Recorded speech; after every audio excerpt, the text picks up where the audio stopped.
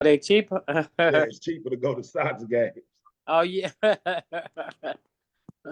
I ain't never been to one before, man. What? I don't Nope. watch soccer games. I only go to Cubs. That's my team. Both of my teams Cubs. are losing teams, but I love them anyway. Oh, yeah. No, in our household, it was always the Cubs. You know, they watched the Sox when the Cubs wasn't It playing, was but them Cubs, man. it was them Cubs. hmm My Yeah. grandfather was like watching double hitters. I'd be like, man, can I watch Sunrise Sunday? Sunrise, I want to watch, you know. Hey, and a quick history note. This is a throwback. So this a Cleveland Cubs. This where the Cubs was at before they went to Chicago. Oh, okay. It was at Cleveland first. I ain't know that. Yeah, me. Y'all ready? Sobo, you ready? What's good, so? Can y'all hear me? Yeah, we hear Yeah, you. we hear you now. Okay. Yeah, I'm ready, Eld. I was trying to get some Okay. Mo Cheeks. What What's up? good? What? Hey, wait. Hey, man, you said that. Now the voice coming. You got the mask on. Mo So I'm like, Cheeks. hold on. What up? See, cause I called you Mo Cheeks because you was my man. Remember? Your whole crew called you that, remember? Yeah. I didn't want to say okay. Mo Cheeks. I didn't want to say Mo Cheeks. Mo But- Cheeks, what up? What up? Well, you know. Man, hold on, bro. I told you you was gonna know it once. I told you he been waiting on this moment for a long time. Hey. The man who Talk. rode the horse told me to tell you what up. Who? The man who rode the horse. You know, some more third Ave cats said to tell you what up. Second place, second that. You know, cause I don't be around nothing but them now, cause I'm not comfortable around other people. Over by Ellsworth. I mean, up and down all the whole Ave. You know what I'm saying? You know, Yeah. all three of them. You know, Yeah. Cleve, Taney. You know what I'm talking about? Man, My man. What's up, Hey. LD? Ready? I'm waiting Yeah, on you. I'm waiting on you to go down memory lane, baby. We good. Hey, Let's man. go. We got more cheeks. Let's go. Like, hey, good Let's evening, go, everybody. son. It's your man, Elder Eli L, and I want to welcome you to another exciting episode of On Code. And this is my outstanding, extraordinary co-host. All right. What's up, everybody? This Sobo 11th Avenue Hobo. Hobo is an acronym for having overcome barriers and obstacles. All right. What up? What up? Yes, sir. Yes, sir. And I want to also introduce Cool Onion from the Mighty West Side class of 1972. What's up, Cool Onion? That's right. That's right. The best class. There you go. There you go. And I want to introduce the mistress of information, the minister of information, my homegirl, Verlene, from the Mighty West Side class of 1987. What's up, Verlene? Hi, Verlene. And tonight, y'all, we have a special guest. And you know, I don't know if y'all been noticing or not, but we get back to the root of the matter, which is introducing and talking to our what they call it, Garyites. Area. For our Garyite people, you feel me? And we're trying to plug our city, you know, like everybody else plug their city. We're trying to show the positive of coming straight out of Gary, Indiana. You feel me? All right, Sobo. And this man right here, you know, he go way back, not only with myself, but he go way, way back with Sobo, 11th Avenue Hobo. You My feel me? nigga. And this is the interview we've been trying to get for a long time. You know, if y'all don't know, y'all might have heard him say, you better put a price on your head before somebody else put a price on your head. You feel me? He got that insurance jumping off. He's doing all type of businessman venues. But what I like most about him is that he's 219 connected. You feel me? But without further ado, I want to introduce my man, Mo Cheeks. What's up, baby boy? Hey, that introduction call, hey. Y'all got a professional. Y'all got a professional over here. What's up, my brother? How you doing, man? Hey, I'm good, man. First, I want to say I appreciate y'all. It's always good to chop it up with my people, man. And I be watching y'all too, man. Every time y'all do one, I jump on there. You know what I'm saying? Y'all so it was the last time when so was talking about Dave Macon. That's when I realized I knew him. Like, hold on. Like that.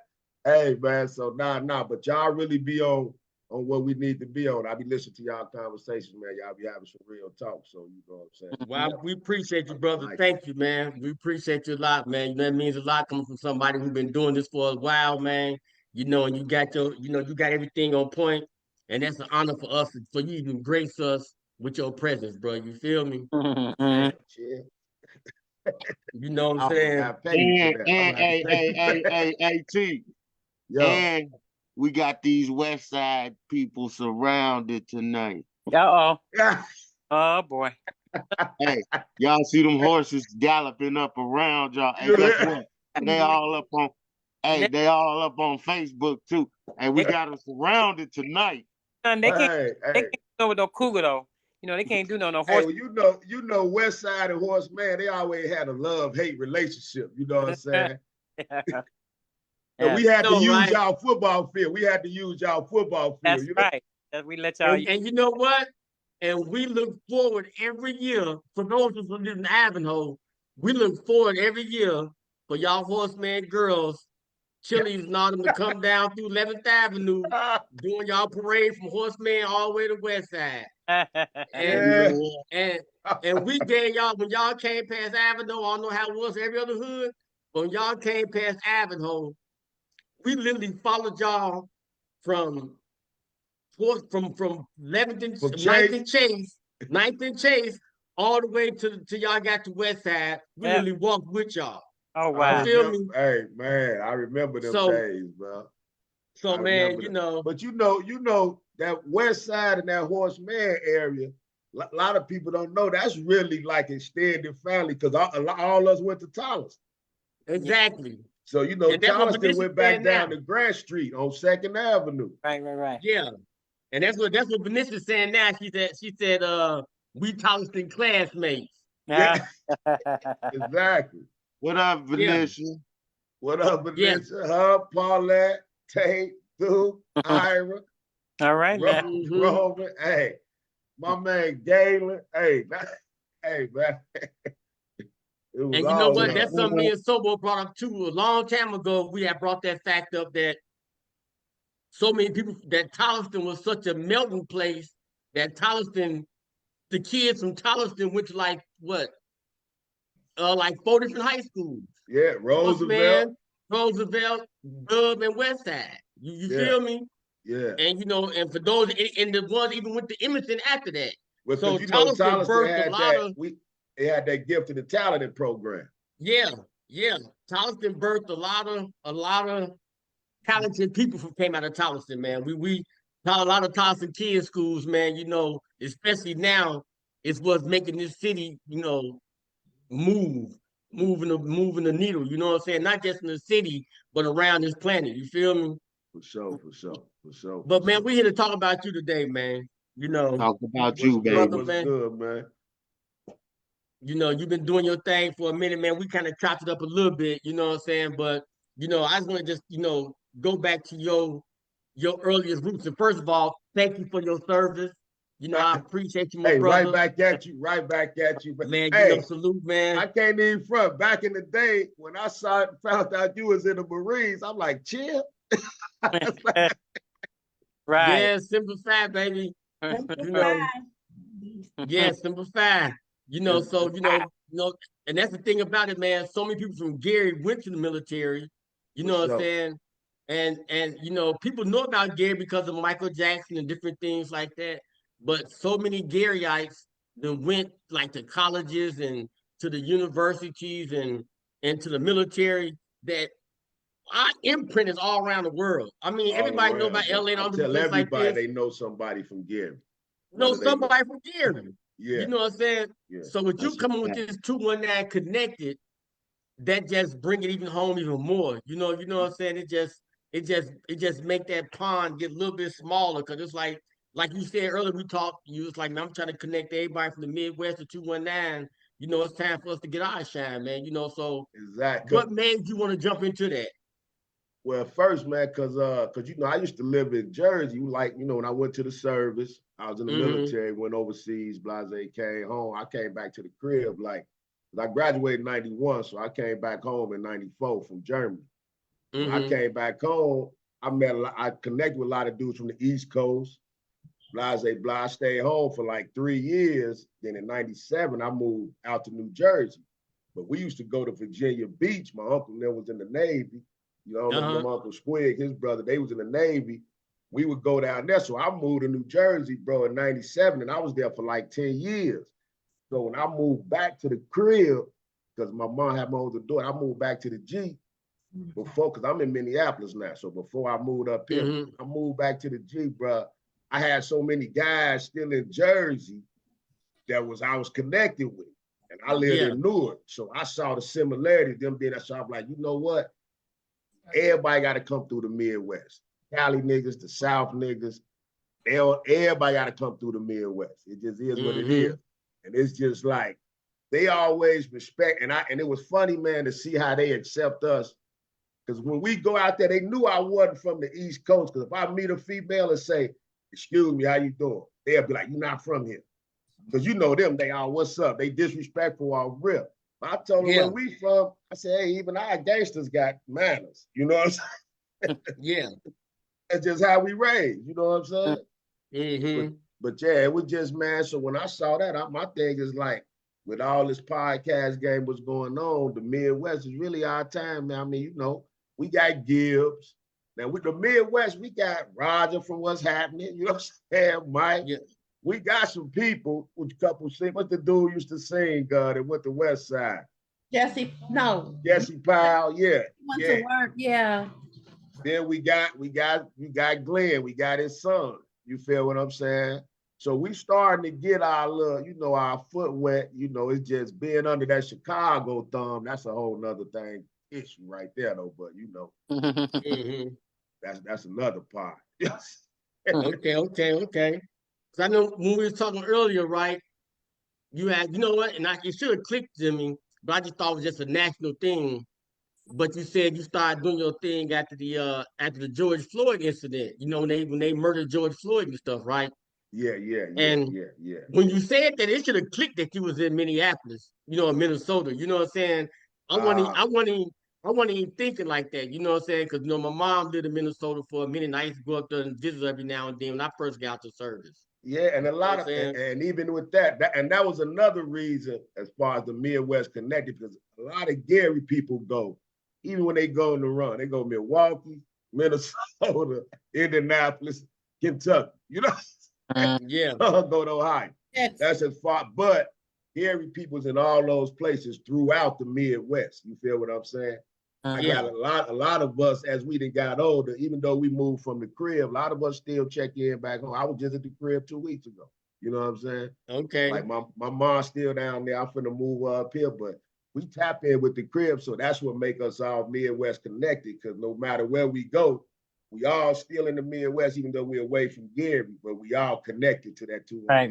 You know what I'm saying? Yes, sir. And it helps by you being where you at, and I'm up here. We do these virtual interviews. Yo, y'all get people on y'all panel from Minnesota. Yeah, everything can be done, you know, digitally, like virtual. So it's like the internet that made the world smaller. That's another thing.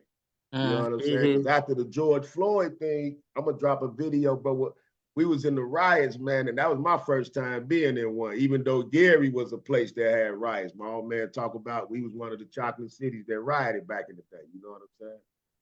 And it was like to see that first-hand jump off, bro. That was wild, man. I'm, you know, actually my ex-wife, she whipping out the camera, so just recording and and it just took off from there. Because you know, right after that, the pandemic hit. Yeah. And when the pandemic hit, by me selling life insurance, I couldn't go to nobody else's house. So bam, we had to jump on Zoom. You feel me? And once all the money went to Zoom, now the older guys, like I told you earlier, we money under the mattress dudes, but we gotta learn this technology. Like I be calling my son in here like, man, pull this up, do this. Yeah, Right. yeah. Right.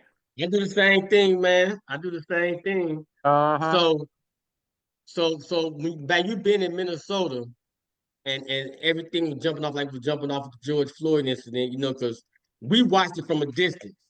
But at the same time, the thing happened with George Floyd in Minnesota, in Indianapolis, a young man by the name of Sean got killed by the police. And he was on Facebook Live and it was happening, right? Oh, yeah. I saw that. I saw that. Yeah, He yeah, was run. He was in the car while he was running, driving with the car. Yeah, I saw that. I yeah. saw that. And when they finally killed him, a lot of people started, you know, gathering up and everything, you know. But the thing about Indianapolis, they not they're not gonna go out like that. You know, they're not gonna really put boots to the ground like that. You know what I'm saying? Well, you know, But it's they a red did start state having, too, though. It's a yeah, red state at the end of the day, you know. but they did do a lot of protesting. I'm not Yeah. gonna lie. And it was a few semi vandalism here and there, but it was not really black people doing the vandalizing. It started off. It was white people started the vandalism off, but then of course the black people got blamed for it. It You know was what I'm saying? downtown, right? Because I saw my man, Yeah. one of my guys, I almost said his name, but I saw him on one of the videos up in Yeah. the jewelry store. Yeah, I mean they did a little rioting, but it didn't get really as physical as it Nah, did in I know Minnesota. what you're saying. Yeah, I You feel know, you. and like my nieces and them and stuff, man, I'm so proud of my nieces and my nephews. They went down there and protest. They was down there, and I got pictures of them, man, you know, out there in the monuments and doing their things. And I was so proud of them because a lot of things we always talked about the struggle. And then, like I said, y'all have Floyd going on up there, and we had Sean going on down here with us. So it was, you know, even though Sean's name wasn't as well known as George Floyd Nah, but because it of was the what was same happening. issue, though. Yeah, you know, and so what you seeing by you being there, I know it was a lot of well, I ain't gonna put my verbiage on it, but from what we saw and what some people I know that lived in Minnesota was saying that a lot of people that were doing that initial jumping it off and going to the schools, I mean into the businesses, they weren't even black people, they was white people, or they had masks and stuff on, and Yeah, they was nah, like I they was think, plants yeah, or that something. that started once it kicked off. But you know, if you look, I don't know if you look or check back videos, it initially started at the police station where they had them at, right? And by that police station, at the time, I ain't gonna front, I was doing DoorDash or something. So I'm riding across the bridge. I see everybody by the Target. My ex, she comes, so we go over there just part of the protest. It's historic. You want to stand out there, you feel me? Man, we right in front of the police station. It was a pawn shop. It was a liquor store across the street from the police station and a pawn shop down the street. They started going into the liquor store first. Now that was just the hood, just people out there. It got to that point. And what street that was on? That was on Lake Street. Okay, Chicago Lake. Chicago, no, further down, right? Like the riots went from there, went up to Chicago and Lake, but go back down. You know how you go towards that highway back towards 55? Yeah, it's a Target that sit right there, a little business center, and a police station right across from it. So we all jumped off at that station. That's where they first marched to and all of that. And man, and to be honest, bro, I'm gonna be real with you.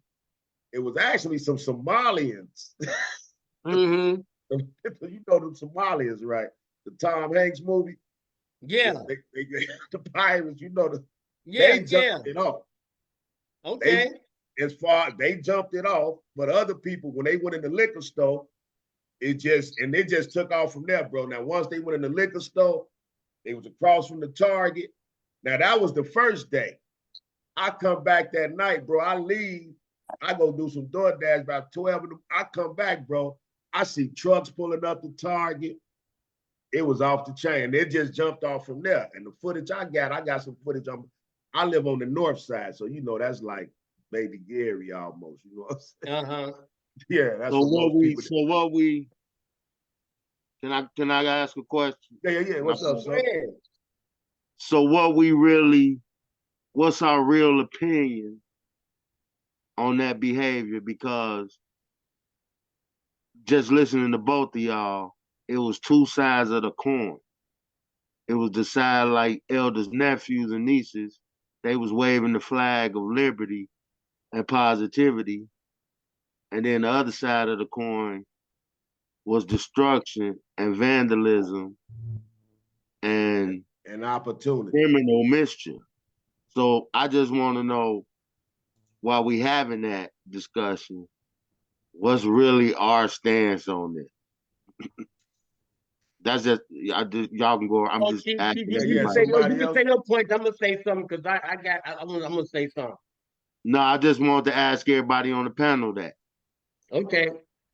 Yeah. What ladies? One of the ladies. What What's y'all the think? What's question y'all again? take on that? What's the take on what? On rioting You or can't be what? going to sleep On now, our bro. stance, you know, as a collective, the all of the behavior that was involved, because it wasn't just rioting.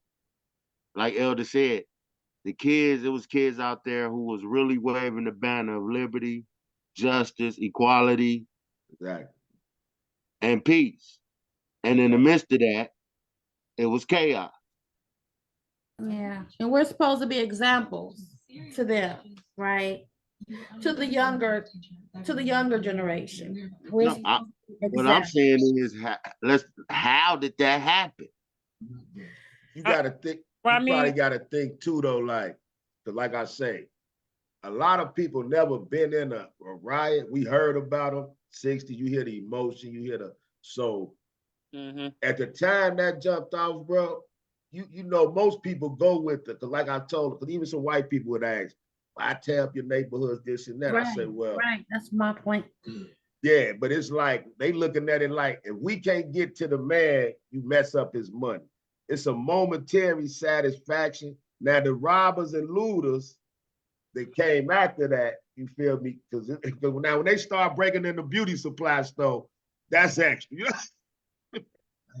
So it's like, but the point was, once it started, that's something you can't spread. That's like, it's like a gang, or it's like a disease, bro. Once something like that start, and the opportunities jump in, and some people feel like they doing it just to get back at the system, so to speak.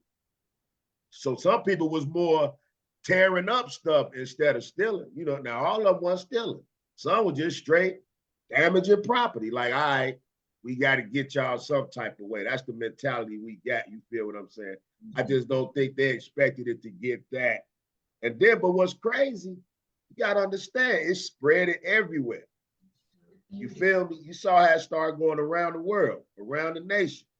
Every little pocket of city started doing that. So it was kind of like that whole movement, and not to switch the subject up too much, but not to get too political, but I feel like that's a lot of the reason they taking all that DEI stuff off the table.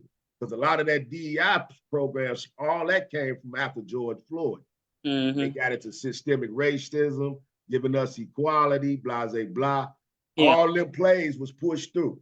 All that government funding. So soon they got back in there, they cutting all that out because all that favored us some way, was supposed to, even if it didn't. But you know what I'm saying? So it's just like, when we start hollering systemic racism, though, that's when it went left. But as far as in the moment, bro, it's just kind of like, I ain't gonna lie. If you ain't want to take some in the moment, you might have grabbed her. Yeah. I mean, you in the moment and it's there. It's that mob action. It's that mob. Hey, they it's run that mob past you action. with a bundle. They run past her with a bundle of that Yaki now. Here go Paul. Hey, Paul. What's up, Paul? What's up, Paul? Hey, Zach said, "What's up, Malcolm?" Who that? Zach from Ivanhoe. Oh, what up? What up with you, bro? Yeah. But you know what? What up? I seen it. Someone said, "What's up, fam?" What's the I subject? seen this. I seen this lady doing the highlight of the stuff that was happening in Minnesota. Right, a young black lady, and she basically, I'm just paraphrasing. She said, "Just imagine for 400 years, every time you tried to build something or do something, they would come and tear it down, take it away, and do this and do that. And after then, they'll tell you to catch up and keep up, but instead of trying to take your stuff and tear your stuff up, And then now they mad because of that same Target you talking about. She was standing by that Target. She's Yeah. like, y'all complaining about a Target they got tore up when they don't even care about us at this Target and this, and that, whatever. And she's like, Father, I'm concerned they could burn it all down. Because they don't that's care what nothing that about Yeah, us no but way. that's that's there what you I'm go. saying, That's right? speaking to that mind state that a lot of people get in where they just more so And here's the deal, right? yeah. We That's- still stranded over here. So How us could be being stranded in your stranded, own homeland? yeah, so being stranded in this land, you know, we gotta be submissive to the ways in a certain way. We all gotta go to the grocery store. Right. We all gotta buy gas their way. You know what I mean? Ain't nobody everybody talking about growing their own plants. Ain't nobody growing their own gas. Okay. Chill out. Everybody gotta cool out a little bit. You know what I'm saying? So in that sense, we got to be a little bit submissive to the laws or the ways, not the laws, but the ways that the Right. law have, you know what I'm saying, dictated here in this place that we stranded. You know what I'm saying? So Right at I'm that just moment, saying, they're caught up in emotion and frustration. right? They gotta, yeah, they Hey, gotta what's chill up, out a little cuz? How you doing, baby? bit. Hey, hold on. Now, just like I had a conversation with you earlier, Mo Cheeks, I Yeah. had a conversation with Sobo too, right? Because I've been getting flagged on my page, some of the stuff I be posting and some of the stuff I I ain't talk even about. say nothing. Hey, they Hell, that's just Now, hit what me you no, too. They hit me let me too. finish, Sobo. So I Oh, told Sobo that he can be as aggressive as he usually be toward our Caucasian brothers and sisters. what the But what? what I'm Why not is gonna we- tolerate, Sobo, what I'm not gonna tolerate is you talking about us being submissive. Now, What you I didn't take like what that that you word. what submissive, you want me to take do? that You want me to be submissive word soft? You want me out your listen? dictionary. I didn't Now like I that can word see we either. could be Submissive. cooperative and we could be more tactful, but submissive. Yes, Okay, master. how hey, we that's gonna only for the bypass bedroom, this? you know. Okay, listen. Well, Well, who got their own gas field? I mean, you're right. I don't think submissive is the word. I'm not talking No, about hold that. on, I'm about the no, word you Arlene, said, no. submissive. I didn't mean to say it, but yeah, we did have a conversation. Motif, I'm sorry, this between my partner, we having like a little Hey man, problem right I here. already know who I'm dealing with. Yeah. Hold on, dog. You said don't say the word, the H word. Right? Okay, I haven't said. I said the ways of the land that these land people created. We got to buy gas from them. A truck just turned off on the expressway, put eggs all over the expressway somewhere. Hey, You know what I mean? That was an expensive disaster. You know what I mean? What we gonna do? We can't make tuna salad unless we be a little bit, you know, who no, I'm just saying, okay, what I'm trying to say. About cooperative. So I gotta go all the way go fishing to get some tuna salad. This is what people is telling me. Grow my own vegetables, go fishing, grow my own gas station. What else they saying, Paul? That all this self-sufficient stuff that ain't nobody doing. And then they want to talk about burn down Target. No, because they got tuna, you know what I mean? They got fish, eggs, and they got gas stations this hey, summer. and now to I'm that just point saying. though, so to that point though, so and like he's now, I know what you're saying because now the reality, the next day, real shit, the next day after the riot, whoever stayed in the hood that didn't, like say, now you thinking about the old lady that catch the bus, the family Right. that ain't got no car. When Mhm. they Yeah. woke up the next day, like, damn, I gotta go to the grocery store.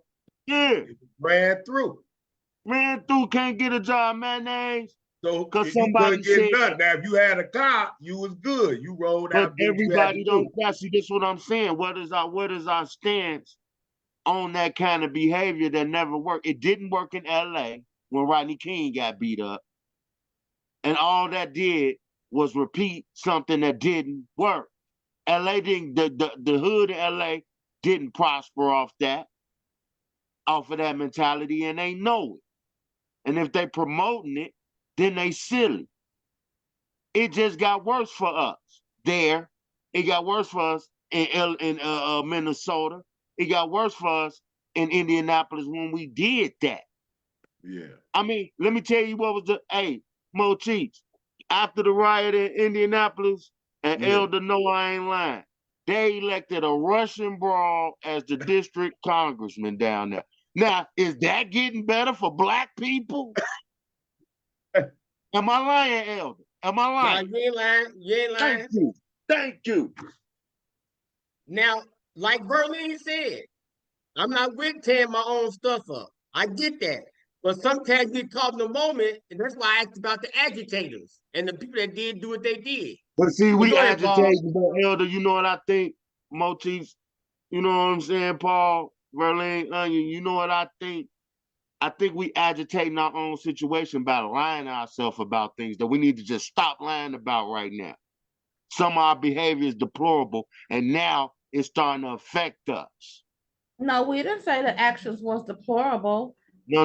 I said some of our behaviors are deplorable, and it's gonna affect us now because they'll be closing stuff in our neighborhoods. They still gonna be writing laws to try to rationalize all of the racism that they're gonna be displaying.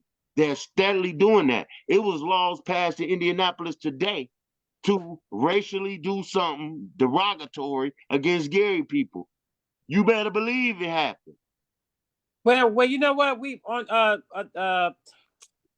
the 28th of February, we did an economic blackout. There's nobody tearing nothing up. We just for 24 hours didn't patronize those stores Yeah. getting rid of DEI. So that And didn't I violence. participated. I That's participated what in that too. just an I economic blackout. participated. That's what we did. You better believe Target felt that February 28th. They They felt felt it before that. And then guess what? But this what happened.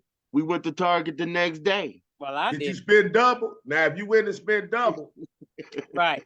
Yeah, that defeated the point if you wouldn't spend double. I yeah. didn't go and spend nothing at Target. Matter of fact, I'll never go to Target, so it ain't gonna hurt. Yeah. And, but, So check this out. Y'all. Let's get back to my man. Let's get back to my man Cheeks. All right, Chief. So, and the reason I brought that up was because from our conversation, he was saying that when that happened is what made him start doing this podcasting. Mm-hmm. That's what Okay. made him start wanting to be a 219 connected reporter out here on these streets because of what he saw. Okay. You know what I'm saying? Yeah. Now, with you doing that, Mo Cheeks, was that like a daunting task for you at first, just to even think about, okay, how I'm gonna do this, how I'm gonna approach it, or did you just say, you know what, Nah, regardless how I'm just man, gonna do it? Hey, I'm still learning, man, but I just, I'm a Gemini, man, so ain't nothing for me to jump into one thing and go to, you know what I'm saying? So, Over the Gemini. yeah, so it's like, and plus by being in the, we in the music, we into that, it kind of fit the lifestyle. But I mean, you have to learn trying to figure out how they get monetized, how you do that. Even the little stuff like we doing now, the Zooms and using this and using that, like we was talking earlier, man. So it was just like, hey, man, I knew, but when you see everybody doing it, once you figure out that it's a way to get paid, so you gotta, that's really part of it's a method to the madness. I grew up half only child, so I can sit and talk to my face. So it's perfect for me.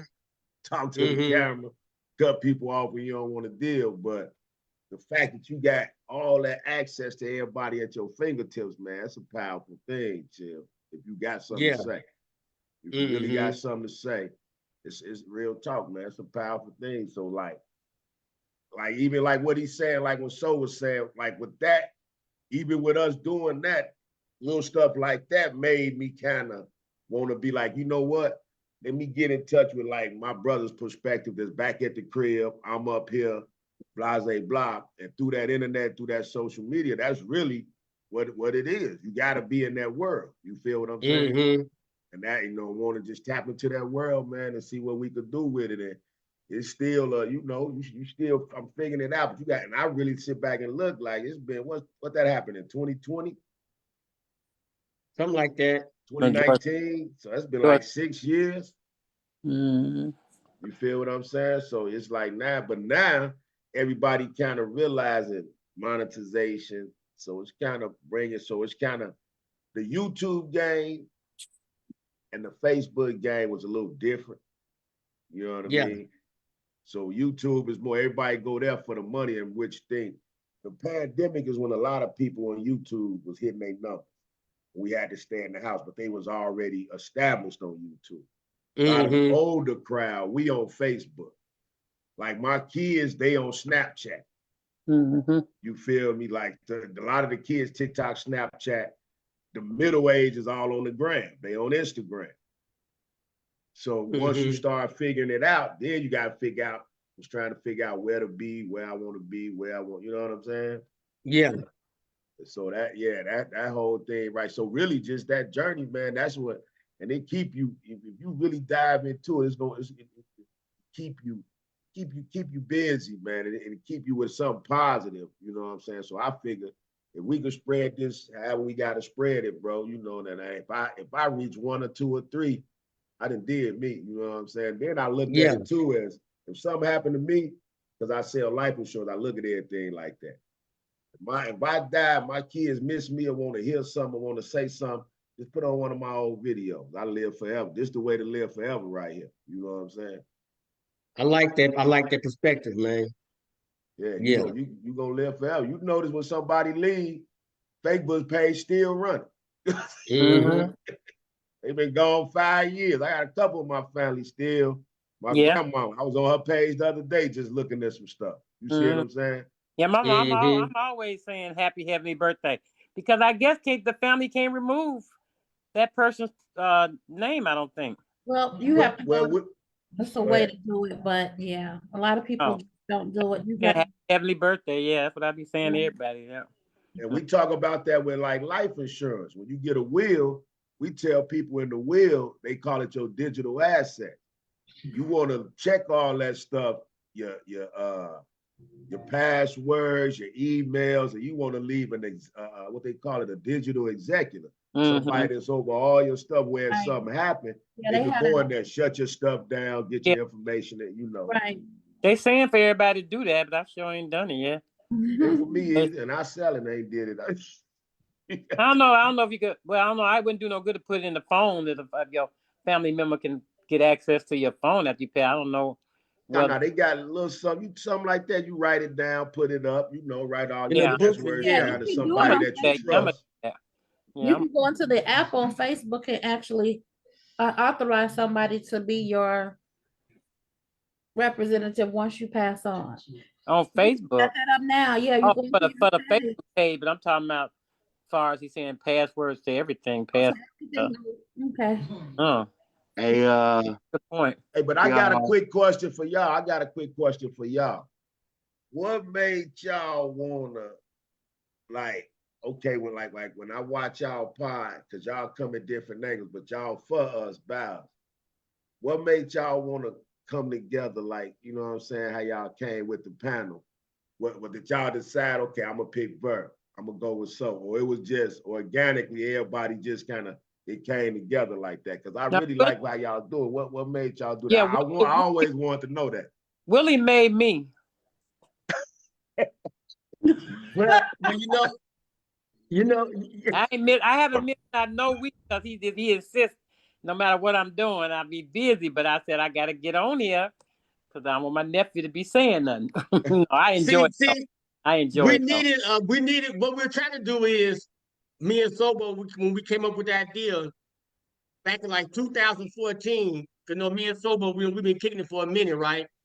And we always had, our conversations about the crib and always about just worldly stuff. You know what I'm saying? And when I worked at the VA, I was working in the research department. And I worked with mostly doctors and stuff like that, right? Mm-hmm. And most of the people I work with are from other countries.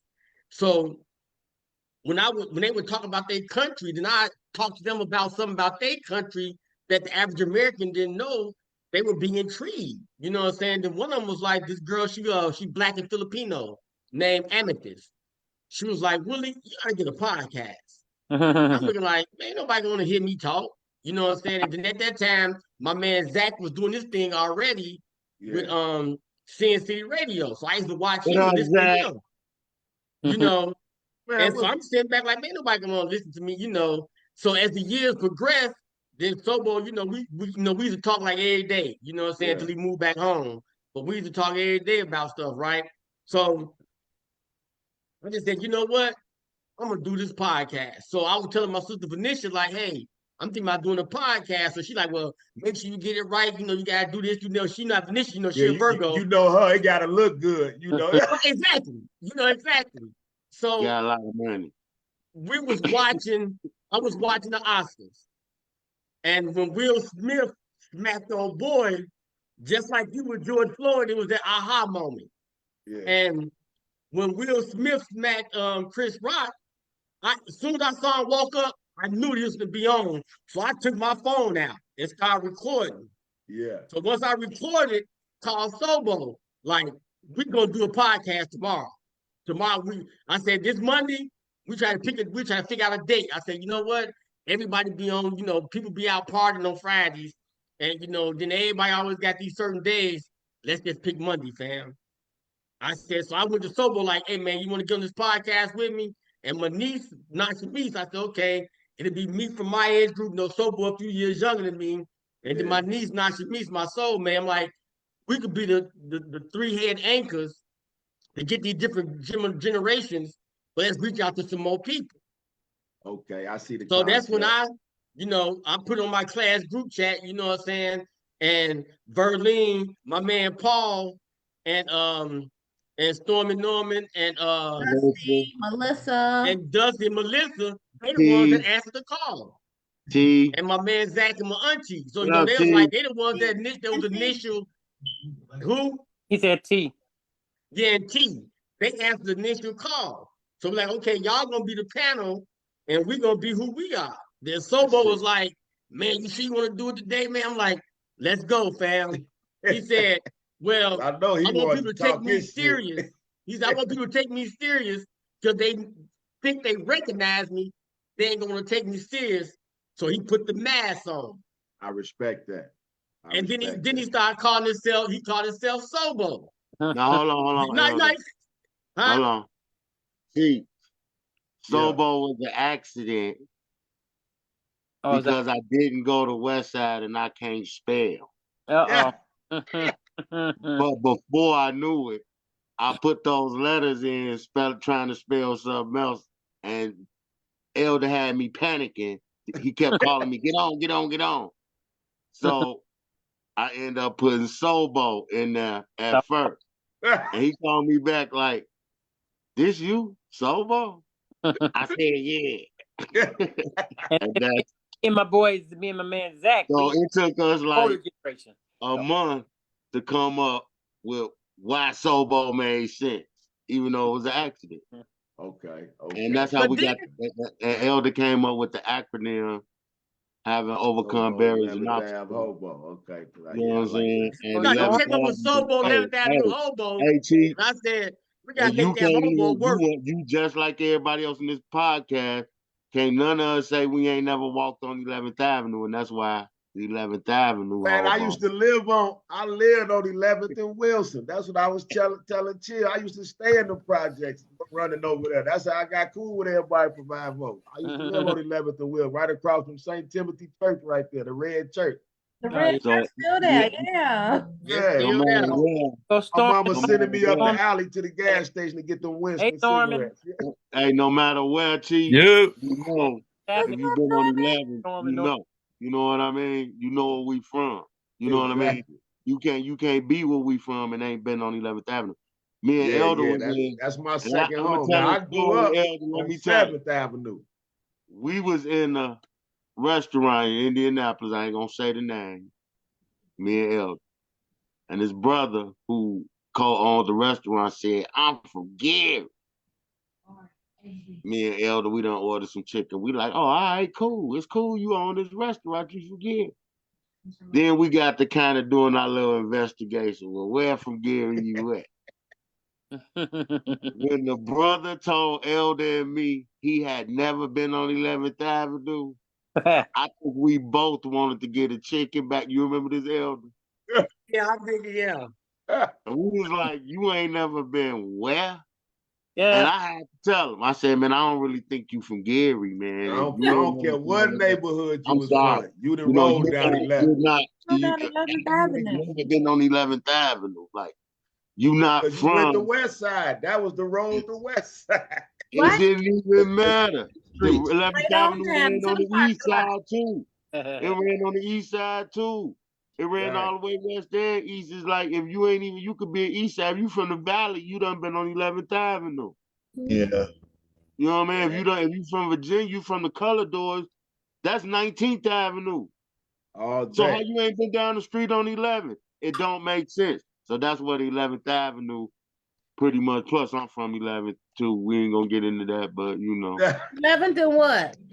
Huh? 11th. Well, I started at on 11th and Tyler. Right. Okay. I went to summer recreation up in Norton. And Yeah, Norton. Norton. Oh, They okay. tore it down, Cheeks. They tore it down recently. Over Yeah. there by, I know. Oh, they did. Hey, you went over there by where Ray Jr., because you know Ray Jr. used to be on 11th and Harrison right there. I'm talking about way back. I'm talking about before Wait, when the yeah, valley. yeah. My I'm auntie talking used about to I lived stay in over that there. apartment building right Yeah, on I the ain't. It corner. was in the laundromat, a liquor store over there. You know what I mean? Hey, that's when the I'm talking about the Galaxy, old that's when the 11th Galaxy Avenue. was open, that club on the corner. It Yeah. had just Yeah. closed when I was living there. Yeah. It had just closed because I'm not that old, but yeah, it was still up. You know what I'm saying? Yeah. See, my grandmama, my sister grandma, Miss Rogers, she stayed on 11th, not Fillmore, but what street was that? 'Cause I Here. stayed on Fillmore, but Right the below, Piers, but Salvation Army, right below the Salvation Army, right below there. Right? yeah, right past the Salvation Army, where they right Going on the back. other side of the baseball field. Yeah, Hey, yeah. that little part of 11, that little part of 11 wasn't no joke either, though. You know, No, it wasn't. Look at that. Yeah. Hey, But yeah, man, that's how we got started though, man. You know, and like I said, I used to watch the stuff, man. You know, then we became friends on Facebook and everything. And I ain't gonna lie to you, I knew you, but I couldn't remember 100%. But I'm like, dang, man, no, I know him. You because know I what I'm was saying? younger than you. Yeah, right. You know, then like I T, said, then I tell T, everybody, T. once I got shot, I lost a lot of muscle memory. So Hold a lot on. of people, if I didn't see you all the time, I Yeah. kind of didn't remember you. Like even Sobo. I remember his government name, but his face didn't match his government name Yeah. until he showed me a picture of him when he was in school in his prime. And I said, I got you now. You know Yeah, what I'm man. saying? Then we Because older too. You got to think now, all of us around 50 or something. So, you know, La, memories la, is, la. you know, AT. Hold on, T. Me and you were friends, okay? Unlike you and L. Like yeah. we walked home from school together, okay? I understand, but you're my man. I just want to throw that out there, okay? Already. and you know, for the longest, he was my man. Did you tell me? Do we know who I am? Did he recognize me? I said, Yeah, cause Sobo, man. everybody Everybody know face gay covered. people jealous of their friends. We all know gay people is jealous of our friends. And I was Yeah. like, he talking to you? Right, Hey, right. Well, hey, I keep trying to hey, tell hey, him but though. Chill. Hey, what I tell you earlier though, see, Chill was one of them. You heard about him, and his name was bigger than his frame. You know what I'm saying? Yeah. So, I when I see seen him, I that remember I ass. seen him at what was that? In Effect. I don't know if you came home from the service when I told you had the gold F-150 with the Tom Mm-hmm. Molester yellow joints, with the shoes, with the paisley shirt, with the little. I'm like, that's Chill Will. I didn't expect to see a little short dude, but you know, I knew Vanessa used to always talk about her brother, my big brother. So I'm always picturing you as her big brother, you know? Right. And I hear guys in the projects talk about you. You know, I told you, I know about the Tolly and the Brooks. You know, Mm-hmm. when Ivanhoe was Ivanhoe for real. I'm Yeah, like, yeah, Chill. real. And so when I see you, I'm like, okay, boom, boom, boom. But yeah, man. And when I found out you went to the search, like I say, being a little younger, but I always respected how you moved out here because you wasn't one of them, you know what I'm saying? You did you could have did worse, but you always kept it respectful. And even then, I don't care. There he go waving and smiling. He don't even know who you is. He be like, "What up?" And smile. Yeah, but that's now, man. That's all love. But nah, I remember when we was what? You came out. What you say? 87.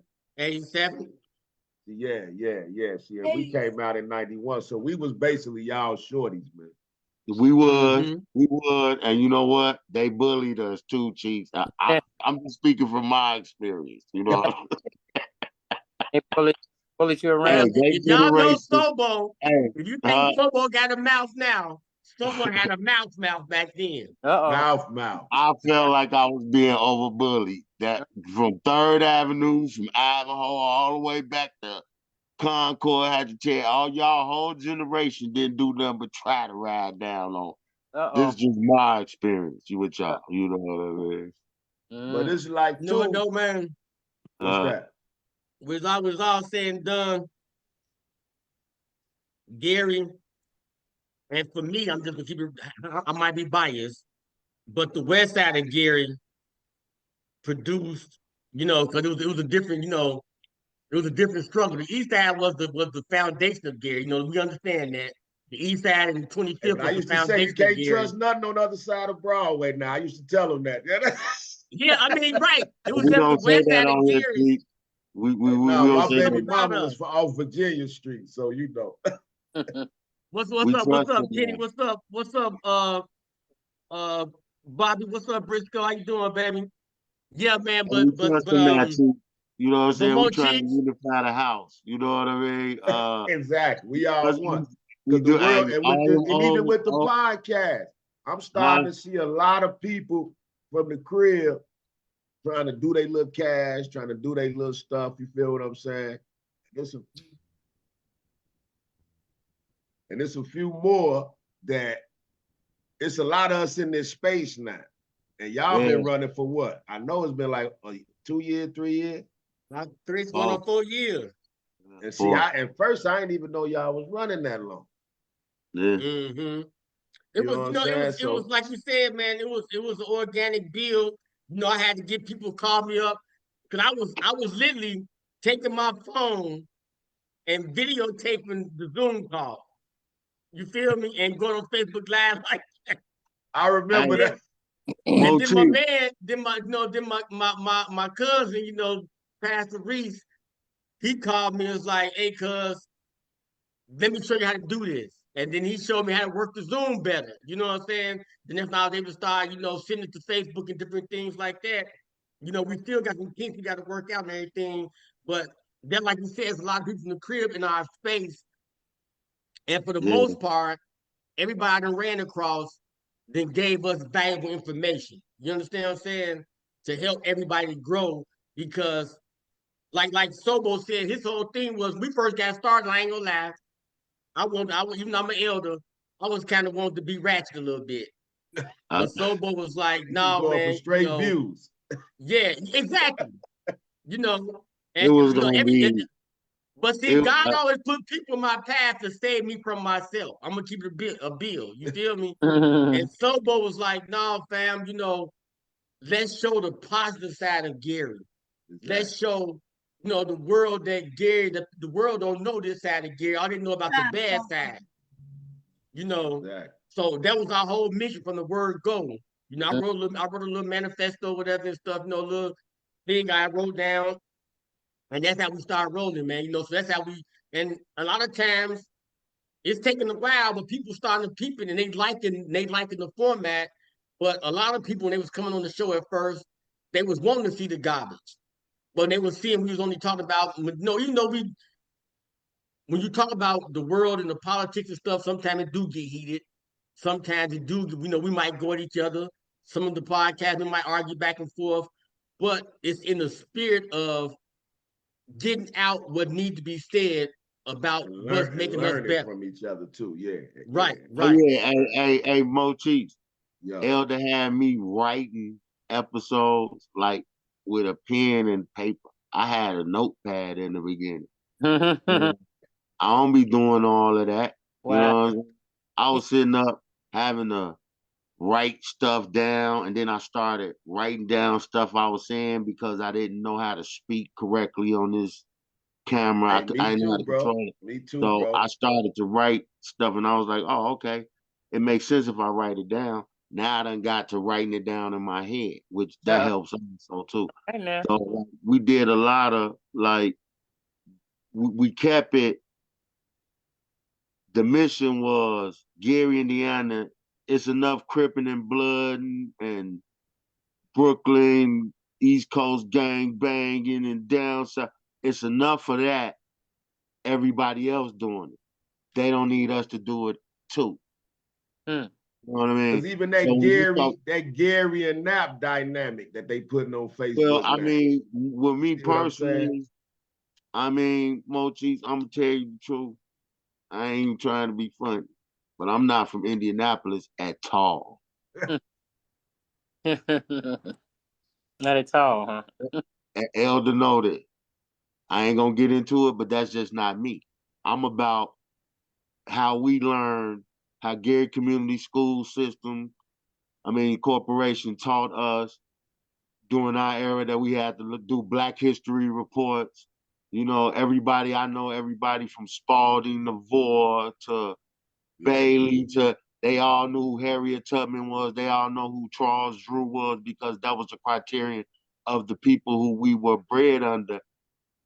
Also, there were negative things, and I just need them to see all of that beauty that we grew up with. And if we could paint them a picture of drinking Dixie milk was the only milk in the cafeteria of every school in Gary.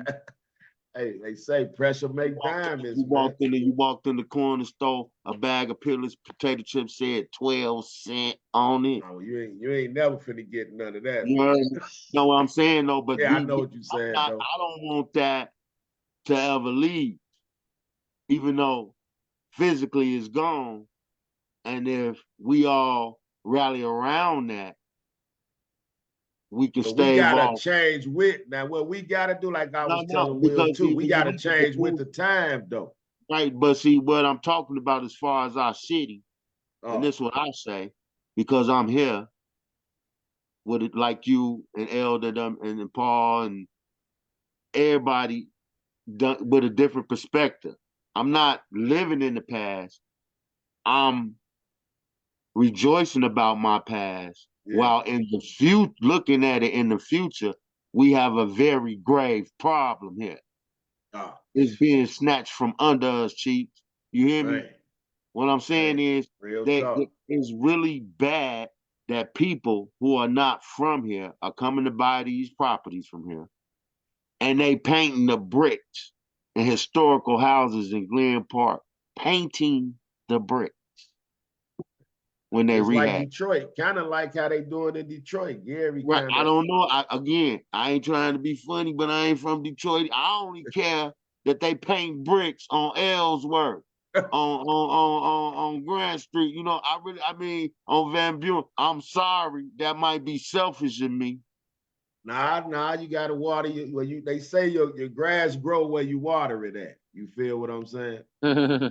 So Hey, it's check like, this out, Chief. You know, when you got the podcast jumping, right? So when you come up with your subject matter, how you determine like how you gonna go about doing your subject matter? Like, say, okay, like how we said we're gonna talk about Gary, right? And we're gonna, even though we talk about, because Gary people everywhere. So just like you in Minnesota, I'm here in Nap, Sobo was other places at one time. And wherever we go, I feel like we like this is me. yeah. Wherever Gary person go, it's like the UN. Wherever we land, that's Gary for us. I Hey, mean, that's just like the how I Rolling feel. Stone. Yeah. Regardless of where I'm at, It is. this spot where I'm at, this is Gary. You know what I'm saying? So with you doing your podcast, how do you determine like, okay, I'm gonna talk about this week and let it roll, and your time frame, like I'm gonna talk Oh about it for maybe 20 or 30 minutes this time, whatever. nah, I know what you're saying. What I started doing, man, because what I realized, this whole coming up with content, that shit, it ain't easy, bro. You gotta be a creative. And and I guess what helped is because we being in the music, used to sitting in the studio, doing stuff with so that kind of that mindset. But when you trying to come up with if you notice, I do topics and trends to talk about what's going on with the, I talk about the stars relate, but I always try to pull something out of it. When I go with Cheeks for Life, because I sell life insurance, so anything I can get a life lesson from.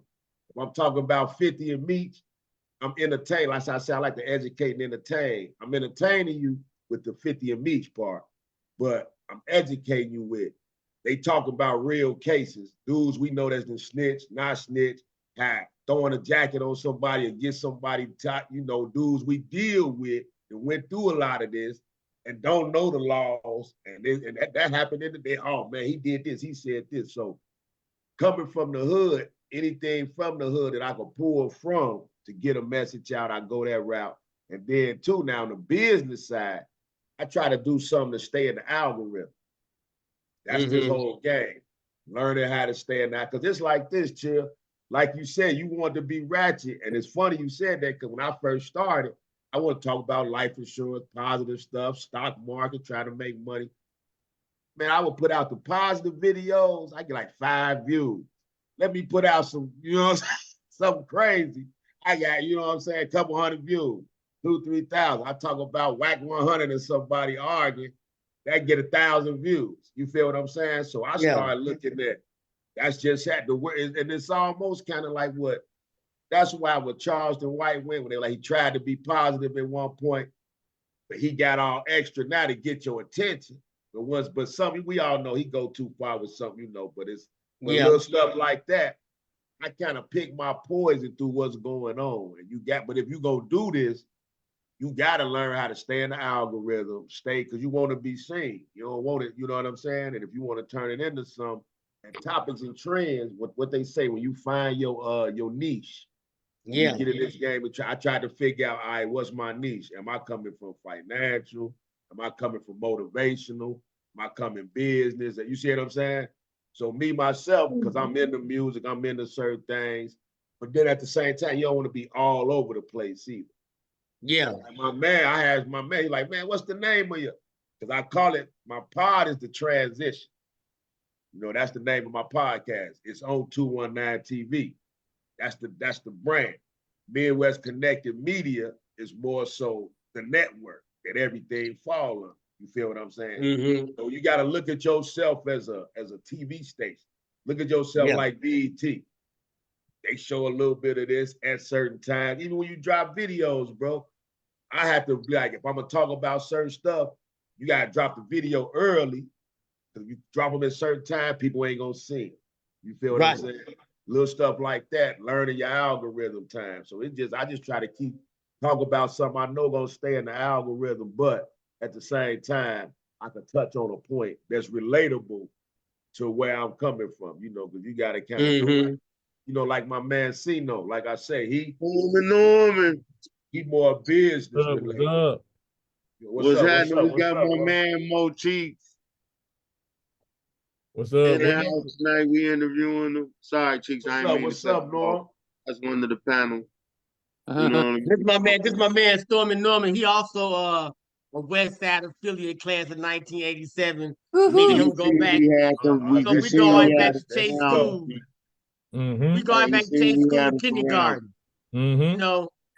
But he's also gotta run in and get in. Introduce Norm. Say what Norman do. 92.3. Go ahead. He's also the radio host on 102.3 FM. Yeah. 102.3. 102. Yep. I call him The Voice. On Sunday nights at 7:30 y'all time. No, 8:30 y'all time. Is it 8:30 y'all time, Norman? Yep. Yeah. And it's 9:30 our Indianapolis time. You in Minnesota, so y'all time, Gary time over. We on Gary time, yeah. Okay, so it's 8:30 y'all time on 102.3 on Sunday night. Okay. Yeah, I'm gonna have to check for that. Send me the link for the info. I listen to it. Yes, sir. Yeah. So this my man Mo Hey, Cheeks, and it's funny he popped on while you was asking that question, because what he do is a lot of what I wanted to do initially. As a kid, because I like music, I always saw myself like Doug Banks, OGCI. I wanted to be OGCI as a kid. So that's what really drove me wanting to get in this space. Real talk. Okay. Yeah, he Mhm. actually Nice, was That was bringing some wild out, timing right there. he was bringing out acts on stage, you know, MCing real funk show, real funk, like Mhm. Confunction in there. You know, was it Confunction Storm? I'm just, you know. Yeah, but and you know what I like what you do too, man. When you do say something, how you said you make it relatable. When you say this on every show, you be like, I'm just gonna give you this story with a Midwest lens. Yeah, You see what I'm yeah, saying? yeah, And I yeah, yeah, like how yeah. you do that. You know what I'm Oh saying? yeah, yeah, yeah. I said the famous. I bring the latest topics and trends through a Midwest lens with a little Yeah, GI perspective on top, though. You know what I'm saying? yeah, Mhm. yeah. See what I'm saying? Yeah, And I like when you do that, man. You know what I'm saying? Because that still brings it back home, regardless of what you're talking about.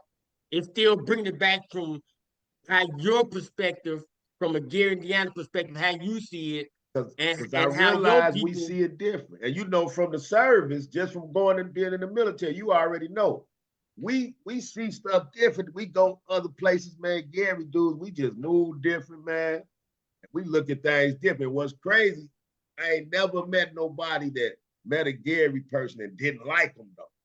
I mean, yeah, now you hating is different. You know, that's different. But as far as he cool, they cool people, blase blah. Majority of the people I know out of town, we get that, bro. Mhm. Everybody they be like, oh, I know somebody from Gary. He cool. You see what I'm saying? Now some Mhm. females might say something different, but you know. Yeah. What? I missed yeah. that. Me and someone talking about that too. You know, hey, what's up, Hey, man? How you doing, Brianna. baby? Oh, Brianna on there. What's up, Breezy for Cheesy? Hey, Yeah, Hey, Brianna. and Breezy, I for would ask you another cheese. question too, man. Hey y'all. Hey, Hey, Bree. What's up, Nee? Hey. This my one of our another panel members. He come on in now. Go ahead, Paul. What you got to say, bro? Just real quick, just piggyback on what Mr. Cheek said. I was just recently, out the country, and some of the places that I went to, this was their first encounter, not from people, because I was from America, but from the Midwest, and specifically from Gary. One man was like, I thought you guys was just dangerous. He said, but you're not dangerous, because I was there for business Yeah. when I went to Portugal. Then when I went to a little small town outside of France, or Paris, to go visit my cousin and hang out with her a couple of days. Um, they was just like, some of them was just like, wow, this is my first interaction with somebody from an inner city, especially predominantly a black city, and it tripped them out because they what they thought of what Midwest people are as people from Gary and Chicago. It was so much of a misconception for them because they thought I was coming this way, and I wasn't. I was just like everybody else. Expected you to be hood. They expected Exactly, you to be hood. exactly. Right. So I just want to piggyback on that. The experience that they had with me and interacting with me just totally just blew their mind, man. They mind. You know, so Hmm. But that's what I told them. Even our gangsters are gentlemen. yeah. Now I'm sure I that's mean, they that's thought it right I mean, there, man. We know how to act Right, and act up. We can go either way, you know. right. I mean, That's true. That's true. a few of them were scared to interact with me, but then once they, through conversation, like I said, I was there mainly on business, but then after the business, and then, once we hung out a little bit and everything, and they got to know me, and I got to know them a little bit, they was like, look, we all bleed the same color. Mm-hmm. Mhm. Mm-hmm. We At all the breathe end the of the same day. color, and last thing we check, money is still green, And that's Right. really it right there. and that's what it was because we was there on business, initially. So, and then they was like, well, look here, you don't mess up my money, I don't mess up your money, we good. Mm-hmm. Right. So Mo Cheeks, check this out, man. Because he's a world traveler. Brother Zach. I mean, excuse me, not brother Zach. Brother Paul, you know, he be everywhere, you know what I'm saying? Yeah, them, yeah. And the thing about our panel, we try to have people that's on our panel that represent the best and brightest of our city and in the different areas that we represent. You feel me? Yeah, yeah. So that way, you know, you can see it from all the, like you said, see it from I all the got different the lenses and biggest and the stuff. brightest cheeks, and then they got me too. Okay, go ahead. Oh, stop, Sobo.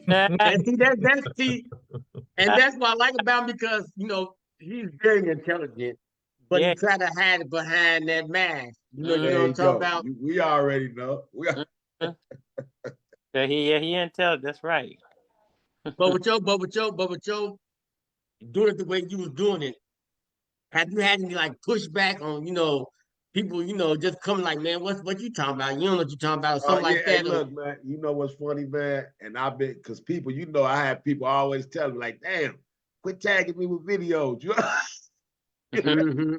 But my thing was, I realized I kind of was doing it, and but a lot of people weren't catching on. But when I'm like, well, hell, y'all still watching it on YouTube, it's just the fact that it's me. And Mhm. sometimes somebody you know, seeing them in that light. But like I say, man, me being a Gemini, and so you know me, I'm just certain stuff. I ain't got no ego, so you can't really, I don't need trip on. I take it as criticism. Like if somebody say, "Oh, why you talking about this?" I ask them something like, "What you ain't like about? What you hear? What you would have rather me talk about?" You see what I'm saying? And Mhm. little stuff like that. Certain stuff, you talk about relationships, love. That's why I don't really go that route though. You feel me? It's gonna come up, but like I say, I kind of like to do. That's why you notice I use videos because sometimes that help you in your talk time. Like if you look on YouTube, Yeah. you'll see some guys just show videos and don't show their face. Some Mhm. people they say sometimes you don't want to show your face. If if they don't like your face, then they might not watch a video. Like the message. There you And go. that's why So Sobo put the mask on. yeah, but it's like that in the but me, I'm the type, regardless of what my face look like, you gonna see it. You got to, I guess it is what it is. But Yeah. if once they get past that at 7-9, I make sure I'm saying something to make you forget who you looking at per se. You know what I'm saying? So it's just like, Well, man, I'm glad you tagged me in your things. Because yeah, some of man, your I'm gonna things keep I tagging. repost, some things I repost, but some things because you know I am an elder in the church, I be like, I try to be I try to be mindful of who I tag with, sir. I can't hit them with that. I don't want to put that on it. I know you married. I know you married, so Hey, I respect that. I respect Red now, you know. I ain't gonna lie. Hell Sure. Like, get this. Get it. Get that. That's terrible. So I what is that you showing? I don't know what that is. like they said, when that people, see me stuff sometimes, like, When oh they my God. tag you in I'm like, baby, videos, look at that. When you see this, she ought to be ashamed of herself. You know what I'm saying? But I like when you posted one thing the other day. Yeah, you hear Wait, Berlin. you ought to be ashamed of herself. Let's Yeah, she talk ought to be about that. ashamed of herself. Like, why he would send me something like that. Just look, baby, look at that. Look at that. You see how she did that? But Not that. when you posted one thing, I knew it was gonna cause a problem. When you said is being celibate the same thing as being in a drought? yeah. And Oh, Oh, that's oh, yeah, okay. that's him. I Are want we to say, I supposed don't to know my answer that? name, but I want to say something so bad. My features were twitching. It was like, ugh. And I can hear my voice, is my wife and my sister saying, "You're an elder now. You can better not. everything like that." That's what we have to remind you. Gotta remind you. I mean, but it's life, man. Hey, man, that one dude, what's that one pastor who was going to TD Jakes, that one pastor that always Jenny. he be on TD Jakes' head, man. But you know, some of that I just be engaging, you know, but when you learn that game, that's part of your engagement. Exactly. And you know, I posted some things on post on the Gary page a lot about, you know, of course the president and different things be going on. And when I tell you, it got heated on a lot of conversations. You know what I'm Hey, I saying? got flagged. I was gonna tell you real quick. Don't post. I got hit. If you know one of my posts, well, I remember after the election, I had posted. It was somebody posted something of Trump getting booed at a football game. They flagged me too for that. They flagged me for that, bro. So when Yeah, I they flagged me too. talk about it wasn't valid. Somebody put it together. So now, but we I still told got you don't freedom do of it, didn't speech. I, Ed? We I can said say don't put Yeah. whatever. nothing Trump up there. I told you that, didn't I?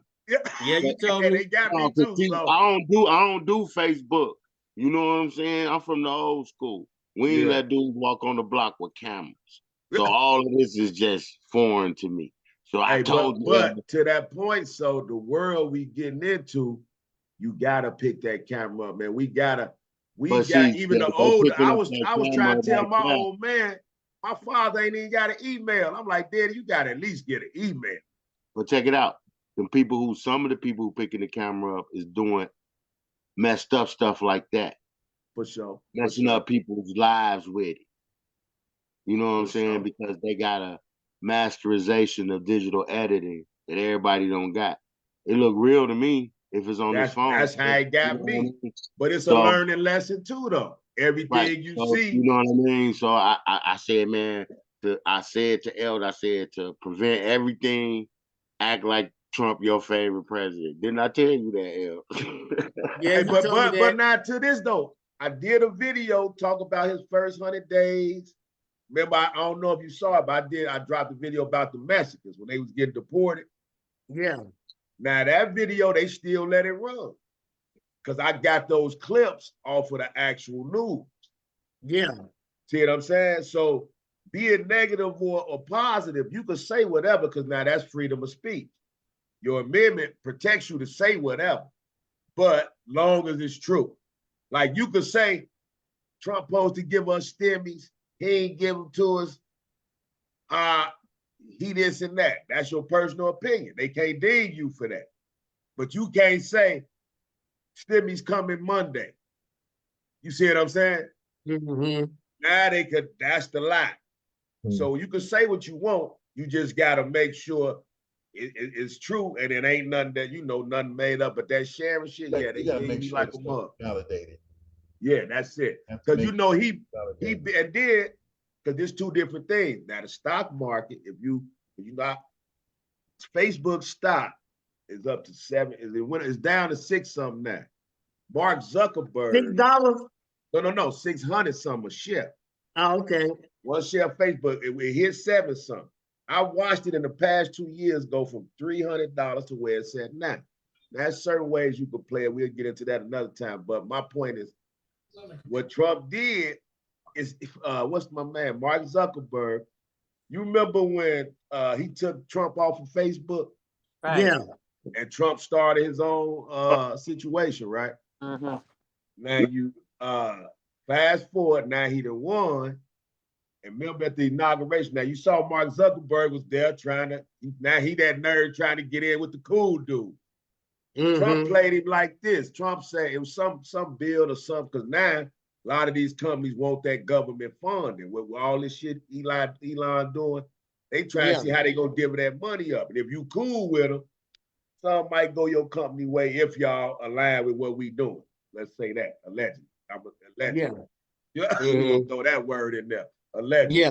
Allegedly. Yeah. So, but if you look at it, bro, he told Zuck, okay, well, for you to be considered for whatever the situation was, he got to pay him a $25 million fine. But that 25 million, you remember when Trump sued Facebook? Yeah. He pimping them. He making them pay that 25 million back. Mm-hmm. Give me back my bread, and then we can move forward. That's why Zuckerberg now, he Trump friendly. And he want him to take down To remember Zuckerberg at first they were saying when he was MAGA couldn't say this and that, no hate speech. Yeah. Now Trump basically they said you could say whatever on Facebook, long as it's real. Right. That's You what can say you don't like them. They cool with all of that. yeah. But yeah, they just want it to be. So now it's like it ain't if you can't beat them, join them. It's like I told the streets, we ain't never honestly really cared who was in the White House, to be real. When the stuff I did.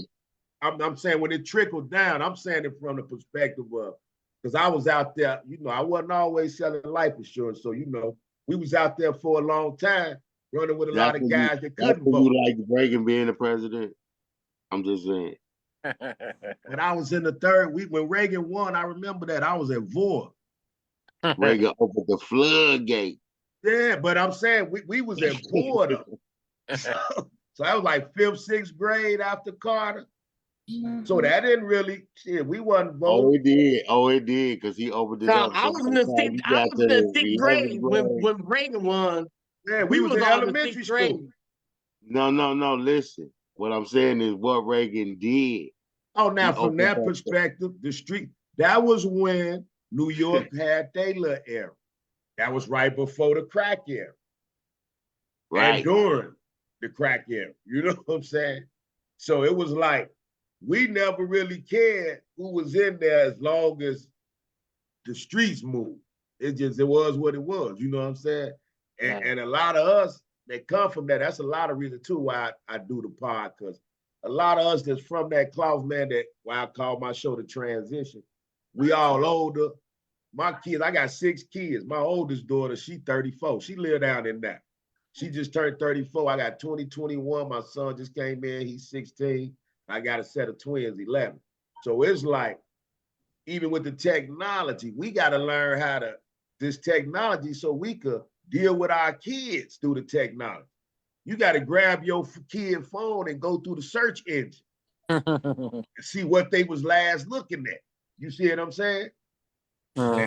So it's like, it's crazy, man. But yeah. It's deeper than rap, man. So we gonna really have to, and they give you a voice. So to be able to have a voice, because like they say, you notice a lot of the famous people look at the podcasters and say, oh, anybody got a microphone now? Yeah. Well, if you look at it from the business perspective, podcasting and YouTube and then going live, what group called podcast was going live. What made going live popular was the reality show, Love and Hip Hop and all of that. When they saw the success of people fighting and arguing, and we was tuning in and they was busting them ratings. Now that's when live videos became what it was. You see what I'm saying? Yeah. So now that goes to us and the lives and the podcast. Now they like, well, everybody got an opinion. So now the game is so saturated where you gotta kind of have something to talk about, but you gotta put in that work to grow your audience though too. Hey, can I say this? We need to have Cheeks on here all the time. You see how he directing the conversation skillfully. You could tell he's a professional with it. Good perfect. You stupid. Sobo. You know Go what? ahead. I'm glad you mentioned your daughters, right? Your oldest daughter. When I was reading your page. Just let you know how I follow you. I watch you. Yeah. You were telling your page that how when your daughter was being born, they had to come find you, and you was, and what I'm saying, I know exactly where he at. Yeah. He had such and such a house skipping school. You feel me? And we know like Sobo said, when we talk to, whether I know him intimately or Sobo know him or somebody on the panel know him, this just not no random conversation with no person that we don't know. This is that's why when you reached out, I'm like, oh no, we doing that. I'm gonna figure this out. We doing that. Okay, now hold on. You remember because you know Spud, and you know Spud, that's my guy. Right. And and that's how Benicia made me remember you from, but still knew Mo Cheeks. And I'm sorry, the name wrong. But I was younger though. I was younger. You was older though. Hey, Mo Cheeks. Yeah. how I introduce elder to people who went to school with, from our generation who don't know elder. Yeah. I be like, yeah, that's Venetia brother. And they be like, That's all oh, you gotta say. hey, Well, that's Elvin. Hey, Big look, he brother. get that's mad when I Elvin. do That's that. Elvin Hey, nephew. because I tell Yeah. them our generation, hey, I tell them our You know, generation, I always go with their generation. I be like, yeah, you probably don't know him. That's Venetia brother. Then you Venetia like, oh, brother. because Venetia more And famous than me. I be trying to show us that. she, you man, Yeah. hey, she talk about her brother More famous all the really well. time, bro. That's all. I That Hey, girl but, she is loved and proud hey, of her hey, brother. Chief, I oh, tell No them our doubt. yes, generation and is I love more my famous sister. than their But generation. you know what though, Bo Cheeks? That's the association. And that's what we all got as people. I might not remember you directly on, but say you meet as such and such a people, right? They're like, oh, okay. And that's why it's important for us to start knowing the next generation. And the next There you generation go. knowing who this person some kin to or who that person some kin to. And a lot of that beef gonna be beef. Cause it's like, hold a minute. You know That that's such and such a boy, or that's such that's and such a family. cousin, or that's such and such a. What y'all doing? Me and his daddy being together every damn day. Yeah. You see what I'm saying? And I'm too loud. My wife come down, she gotta go to work at 5 in the morning. She said I'm too loud. My bad, baby. We get a What? little Put excited. earplugs in. What? you tell them, niece. We get a little excited. That's right. We got. Hey, I've been All I'm there. I've saying is been the there, done that, man. podcast I'm telling you. changed since you've been married. Go Hey, ahead. I said I respect Red, so you already know. I know what time it is. I do Yeah, too. she's the boss. She make more money than me, so I'm gonna be a little quiet. Uh-oh. Uh-oh. So you got to turn your volume down a little bit. You know. There you Yeah, go. I gotta turn my volume down a little bit.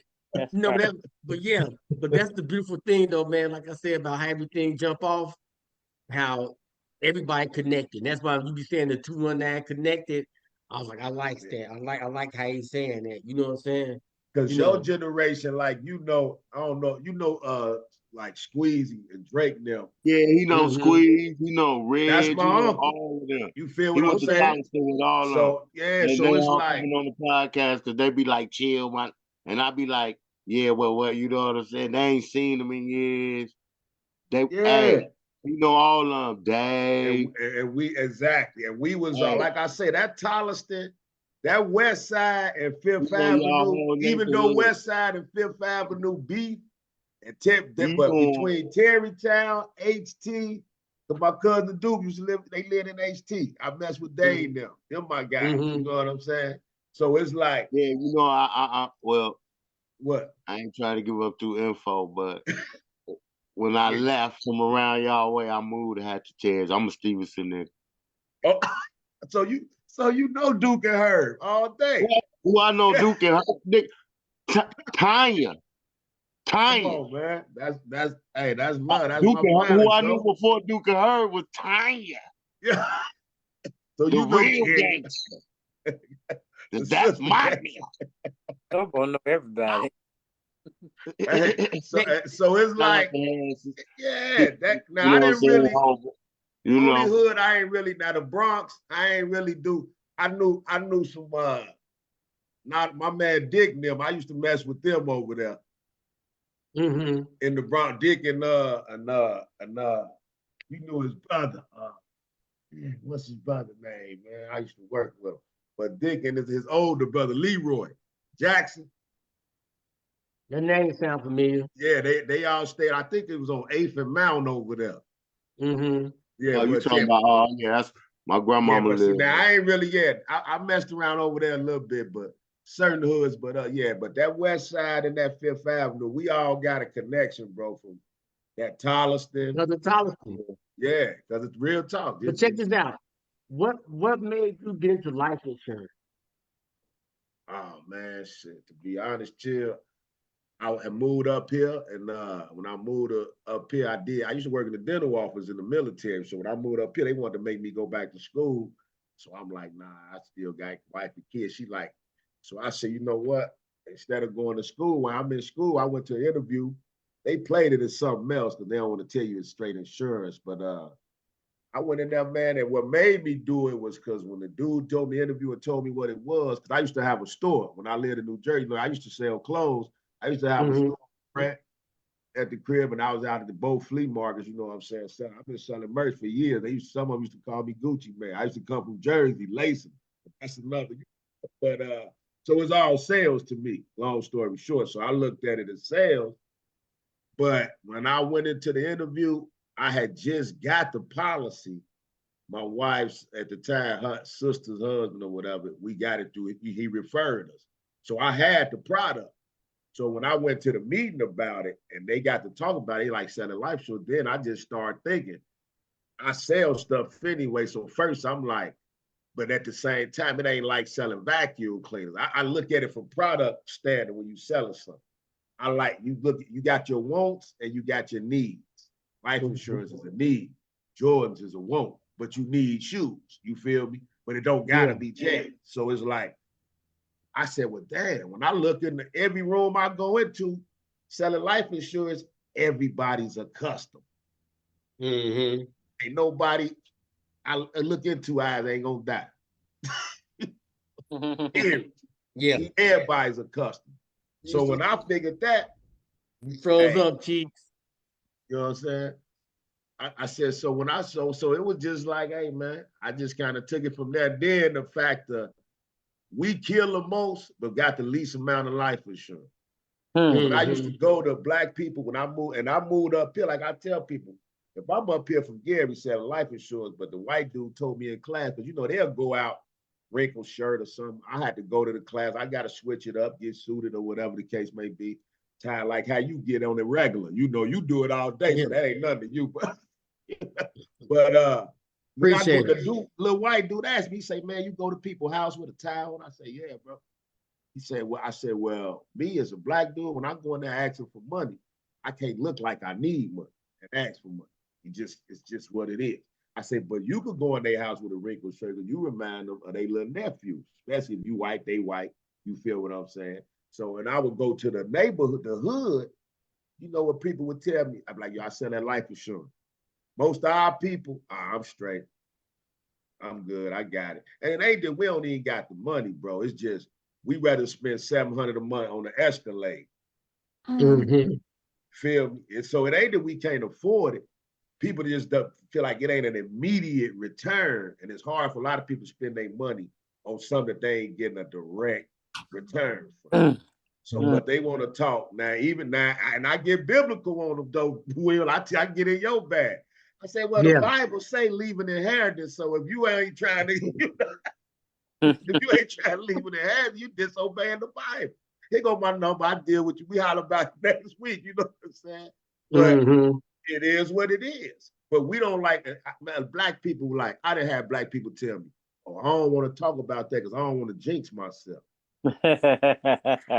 Don't want to jinx yourself. Yeah, they don't want to talk about death. Don't nobody know. People don't want to plan death. But you know my slogan, when somebody die, what's the first thing we do? Go fund. You know, and now that depends on who like you. Go fund me, you know what I'm saying? Yeah, that depends on who like you. So it's like, and I got an uncle in Chicago that owned a funeral home, you know, and I started looking to the business side. Bruh, caskets start from $2,000, $2,000 to $10,000. Kept it simple. It was like, I even had to ask myself, if I can't go upstairs right now and grab 10,000, I need life insurance. It's just that simple. It's the cheapest way to tap into money you ain't got. You feel me? And like, but the way I broke it down and explained it to my people, my boss just kind of took a liking to me for that. So I would always go to the hood, whereas the white dudes, they don't like going in the hood. They used to tell us, ain't no money there. So they only want to go where they gonna spend. And then we'll ask for $1 million policy and want to pay $20 for it. Like, bro, who in their right mind gonna give you $1 million for $20? So now you gotta look at what you asking. And I realized a lot of us didn't understand it. Some people got policies, people die, bro. They don't get the money because they didn't tell their beneficiary. You feel what I'm saying? I done had ex-wives and ex-husbands get paid because they didn't got divorces and didn't change their paperwork. Wow. So the old wife did all that. It's up to her if she want to be nice and break bread, you know. Mm-hmm. Yeah, so it's real, man. So when I start looking at all that, and you know, after the pandemic, the financial literacy thing amongst us got real heavy because everybody's trying to figure out where to eat when we couldn't go to work.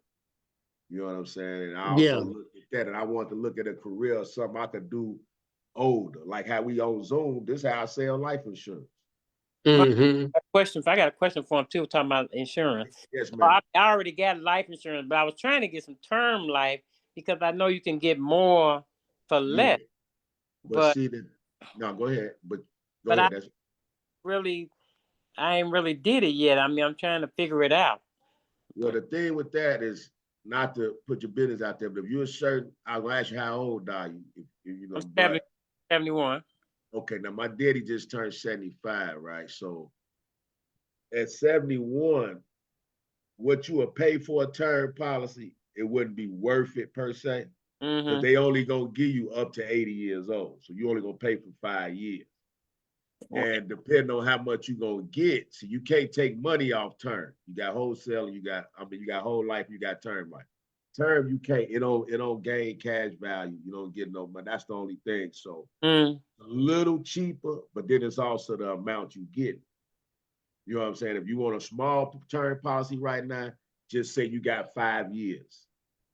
And you know, we know you're gonna be here longer than 80. So after 5 years, you feel what I'm saying? That's gone. I So know you every know, 5 years. I know every 5 years it increased. I had it once before, but I let it yeah. go. I know But no, the 5 years will be, I mean, not 5 years in that. You said 71. I'm thinking about my father's age. Sorry right. about that. But in 9 years, you would be able to have it for 9 years. Then Oh, once you turn 80 years old, it falls off. you don't have it no more, but even though you done paid into it. Unless it's paid up. Oh, Now, say if you got an amount, let's just say you do 10,000 and just say buy a whole lot. But in that 9 years, by you being 71, your payments for that on that 10,000 gonna be like $100 something, maybe $200 a month.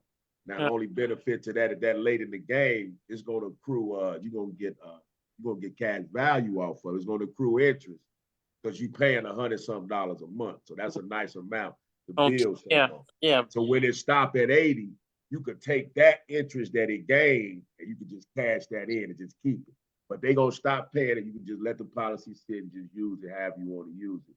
But Oh, they're not gonna add no more to it or let it go past that. oh wow. But 80 is a lot of insurance. The 80 is really the cutoff. But you gotta, like I tell people, put yourself in as you the insurance person, you the business. So look at it as you the loan shark. You loaning out life, right? So say somebody come to you and now this is where your age come in. If you 20, I'm gonna give it to you for cheaper because you gonna live long. So you got longer to pay me my money back. If you come to me and you closer to death, which is most in your older age, I'm gonna have to charge you a little more. Because ain't no telling.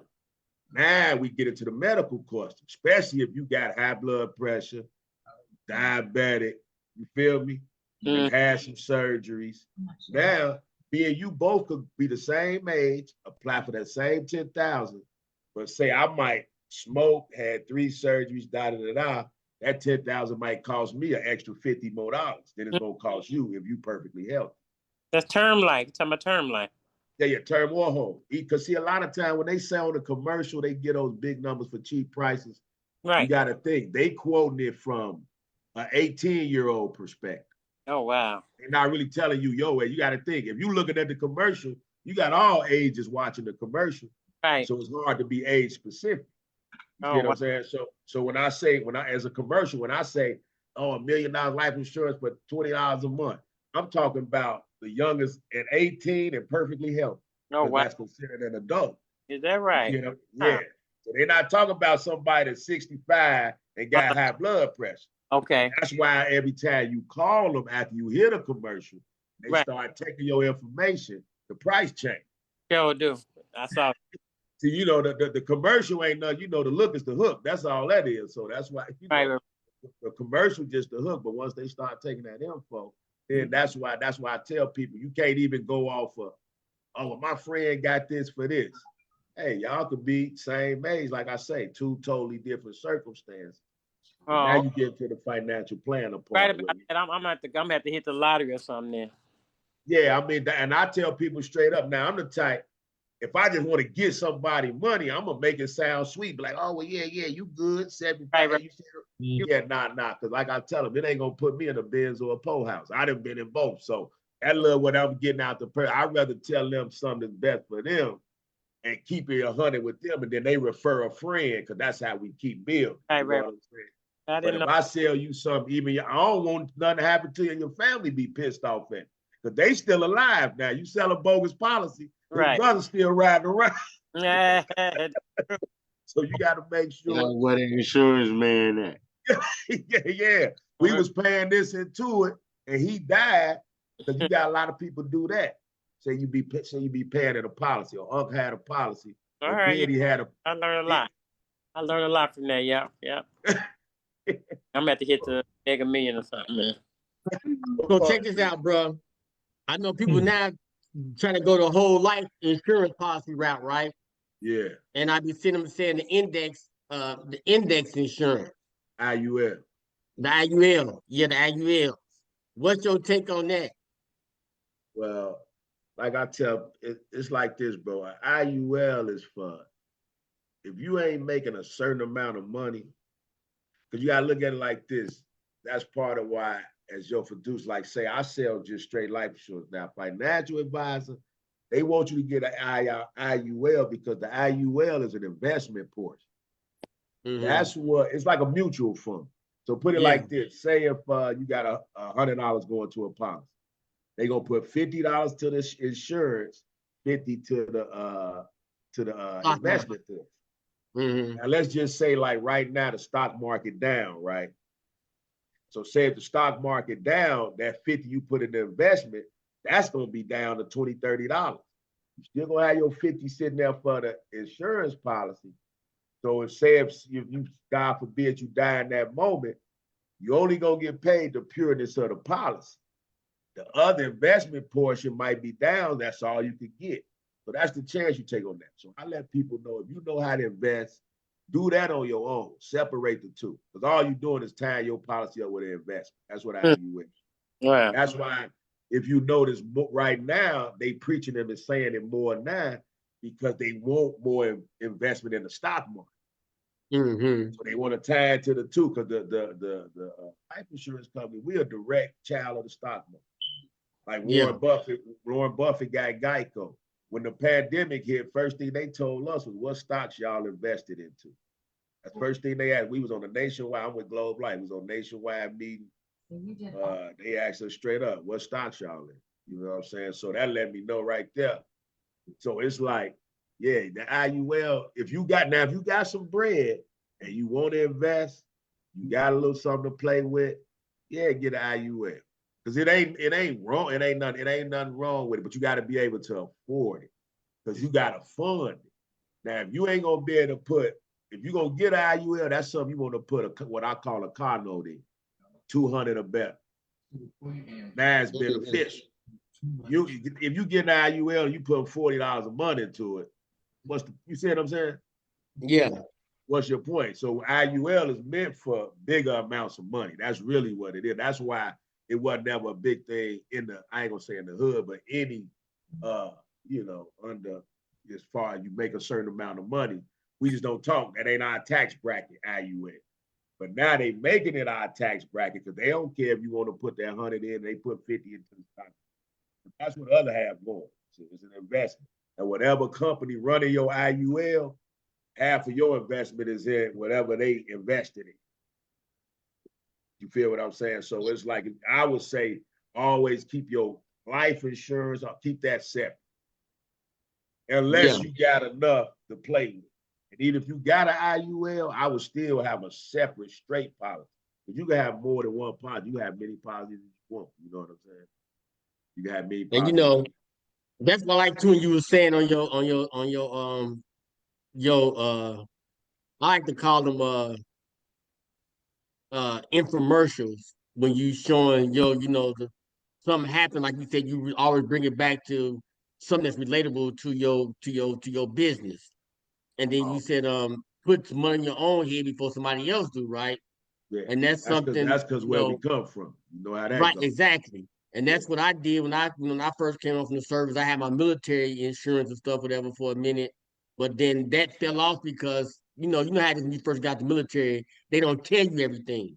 You know, Everything. they do more information now because it's more of an information age. But back then, They did. you just got out, Yeah. not realize that you still had these policies and stuff. You know what I'm saying? Yeah. And then But when I you ended up look at buying it, my your own. grandmamas had them, our grandmamas had them. Like our life insurance dude used to come through. You know, he come through with the little book with on the key Yeah, ring. Right, yeah, right, right. And a Right. lot of the black women, I noticed that now that I'm in the game, like our grandmothers and aunties, a lot of them have policies. They got policies on, you know, yeah. on the kids and this and that. But now what we got to do is let them know we got them though. You got to Mm-hmm. let your child know this is where my policy at, this is where the information at, this is where this is at. So if something happen, you ain't never got to worry about nobody else getting your money. Only your beneficiary can get the money. And that's why I had United Insurance when I first got the military.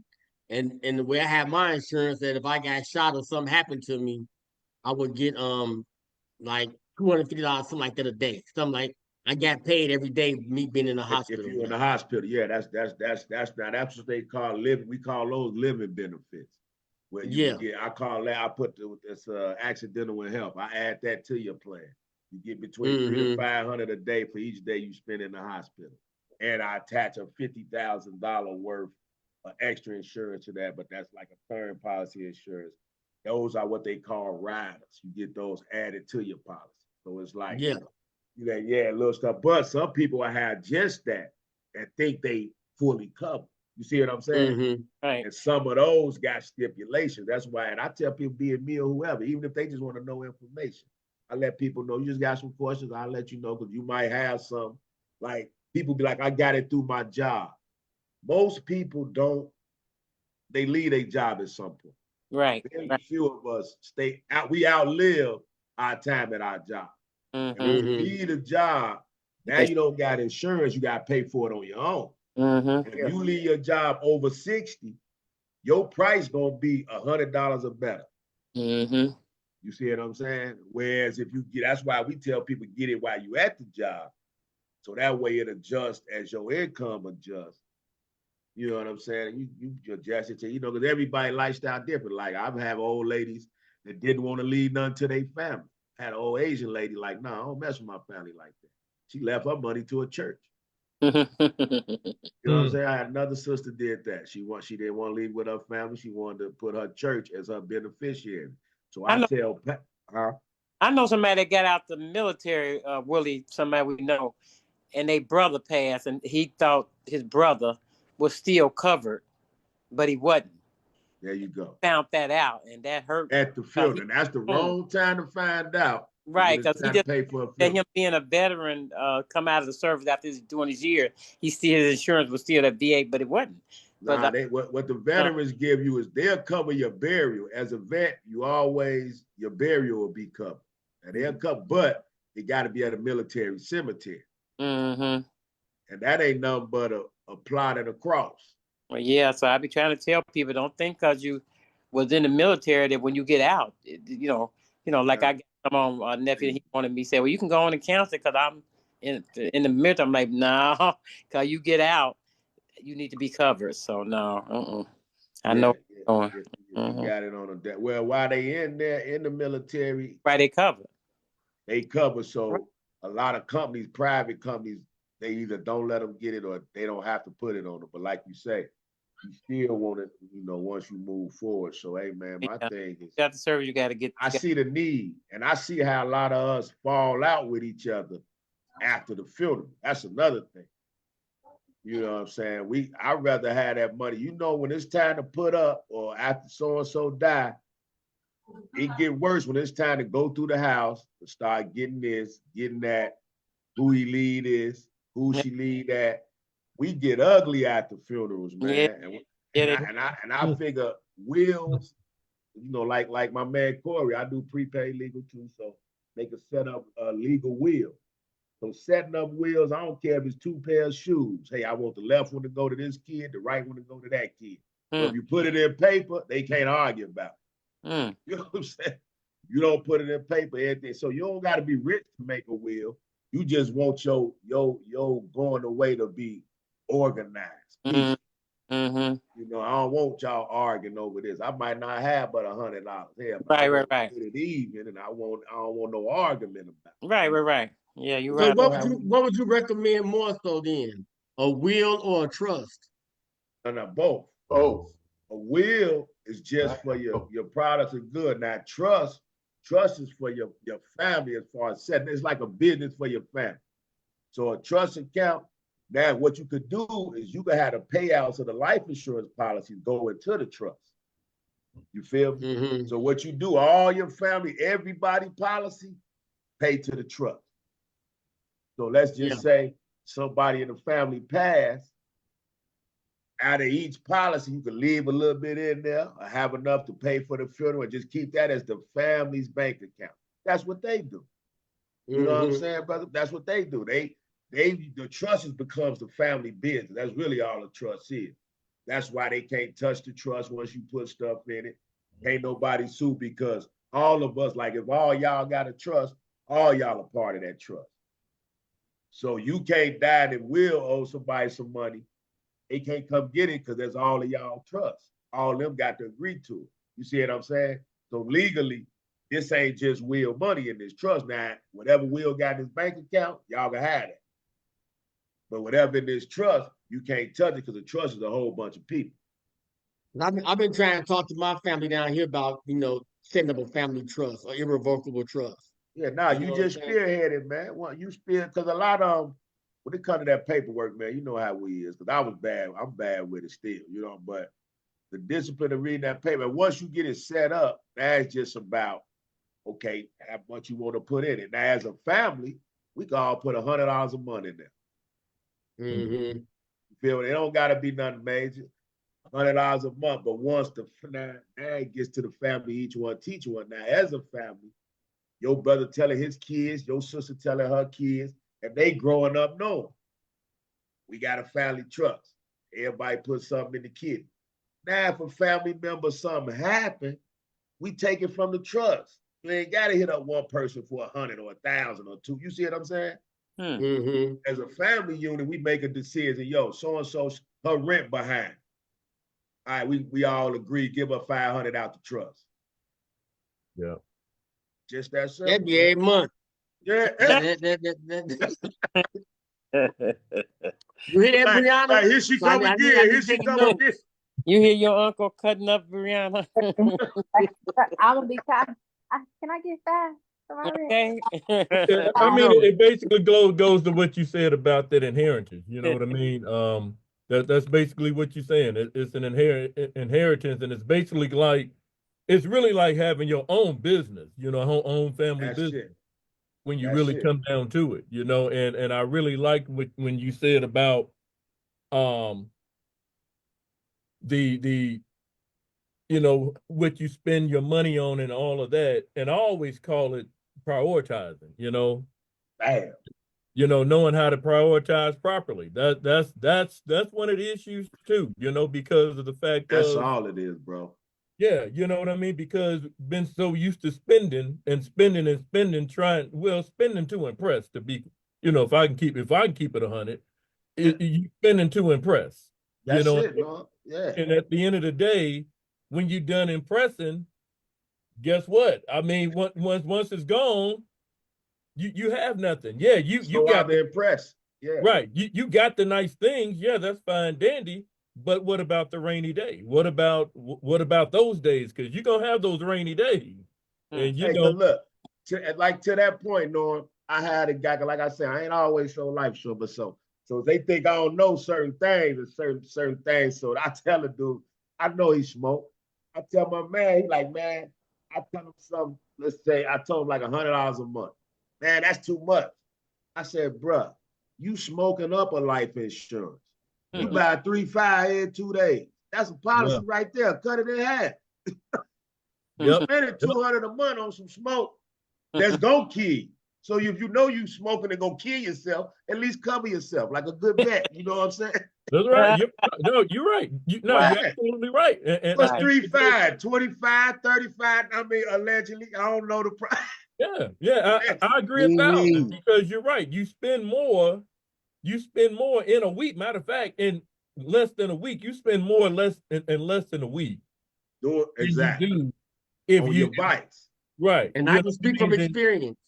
And I can Right, speak from then you experience. do- Having insurance, having that inside, no, I ain't gonna cut you off. No, But no, having no, that no. insurance, when you go into them hospitals and you do got insurance, the treatment is much better if you don't got no insurance. Oh, On the So yeah. when I health went to the insurance, yeah, that's a hospital whole nother, yeah. and all the surgeries they had to do on me, my mom was like, my son got A1 insurance. Y'all get in there and do what y'all gotta do. And once they realized the type of insurance I had a pill. One pill was $1,000 every time I got the pill. And I needed that pill. You know what I'm saying? So having insurance, that's why I be trying to tell, my nieces, my nephews, everybody else, y'all, because sometimes your mom and them can't afford to get insurance on you no more, especially in this economy. There you go. So y'all got the, and and they it's got cheaper. kids. It's cheaper for them. When you younger, right? Yeah. Y'all better Only get insurance. $30 if you pay that. And like I told my homegirl, I said, yo, if your son keep walking through here, I know you see that switch hanging out his pocket. I know you see that thing he walking around with. You ain't got no life insurance on him. So you just gonna pay for that for free, huh? Because somebody gonna have to pay for it. Believe that. Right. You know that they out there like that. I mean, Cheeks, technically, we're not supposed to say that. Allegedly, technically. Yeah.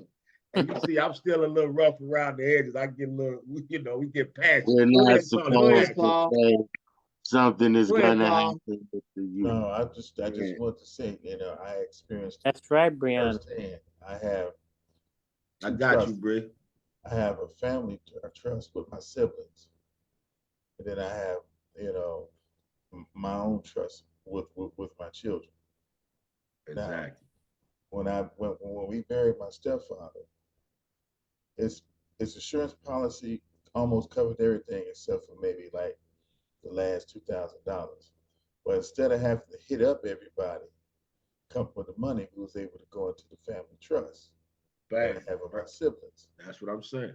To cover it. And so now we got it. We got the family. I got the family trust with my siblings. Like, especially the one sibling, he couldn't afford to pay in, but so I pay his for him. That he pays into it, so that something happened to him because he's like how we was back in the day, Willie. Back in the day, we running around, we carrying them things.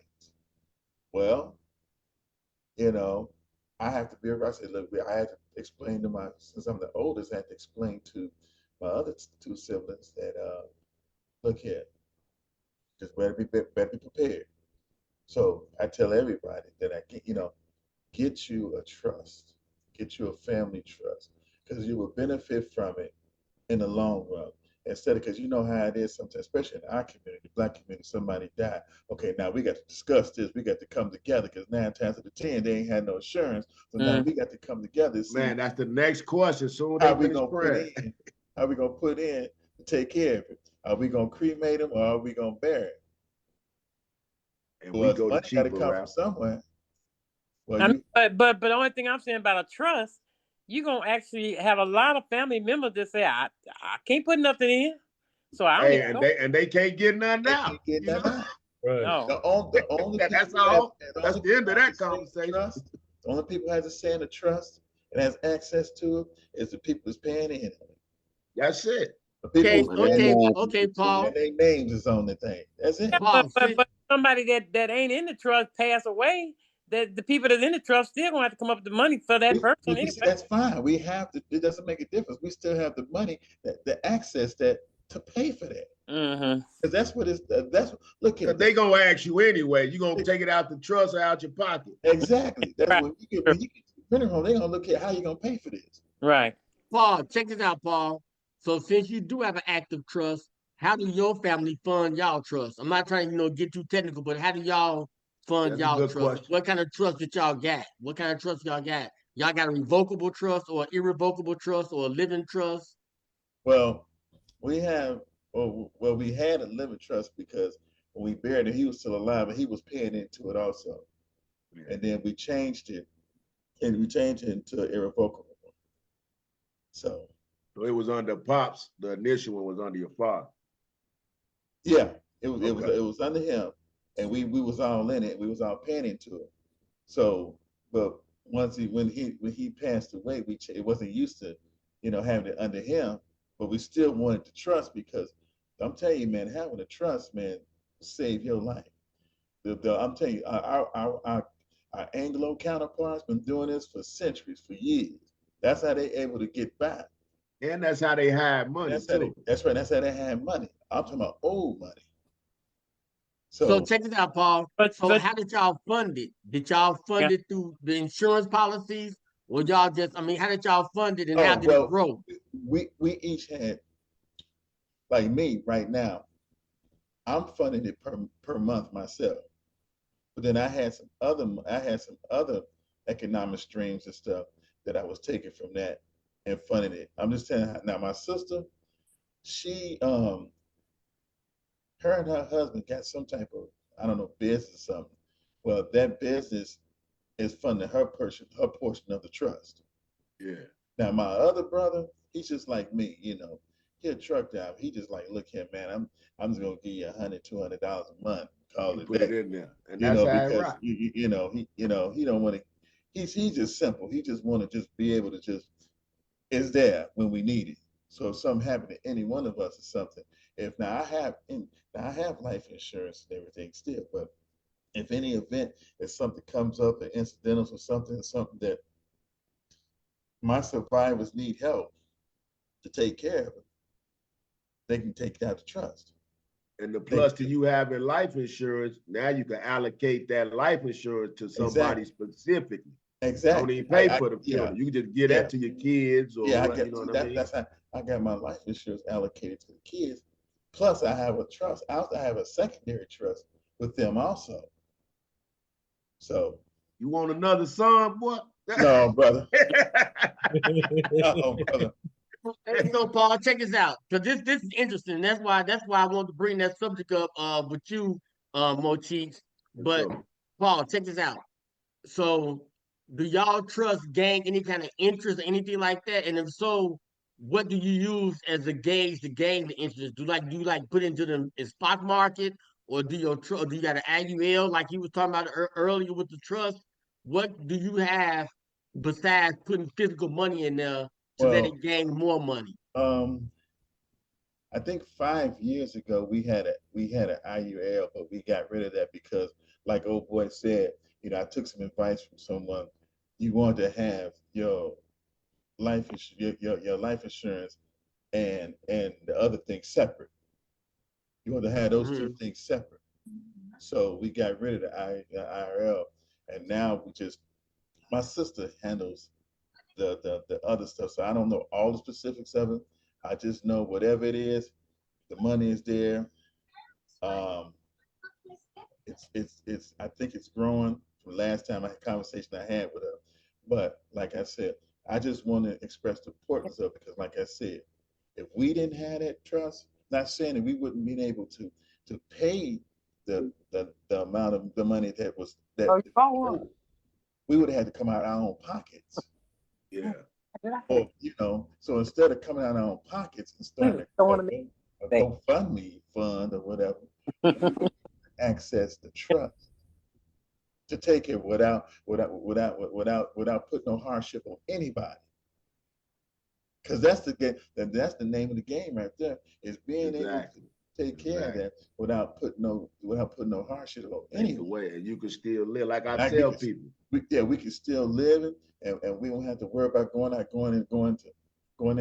debt or doing payment plans on stuff, and because the whole nine. Just like he said, caskets cost a minimum. It costs $200 to $2,500 a month. I mean, a casket, and that's for a bare minimum one. That's just the casket. We ain't got to the obituaries, You ain't got the ones that they say, well, this was made out of this wood, it's got carpet in it, and it's got a lock, it's got casket's got a lock and key, be sealed. I was like, they was trying to sell me that. I was like, why would he want to be lock and key? He ain't trying to get out. give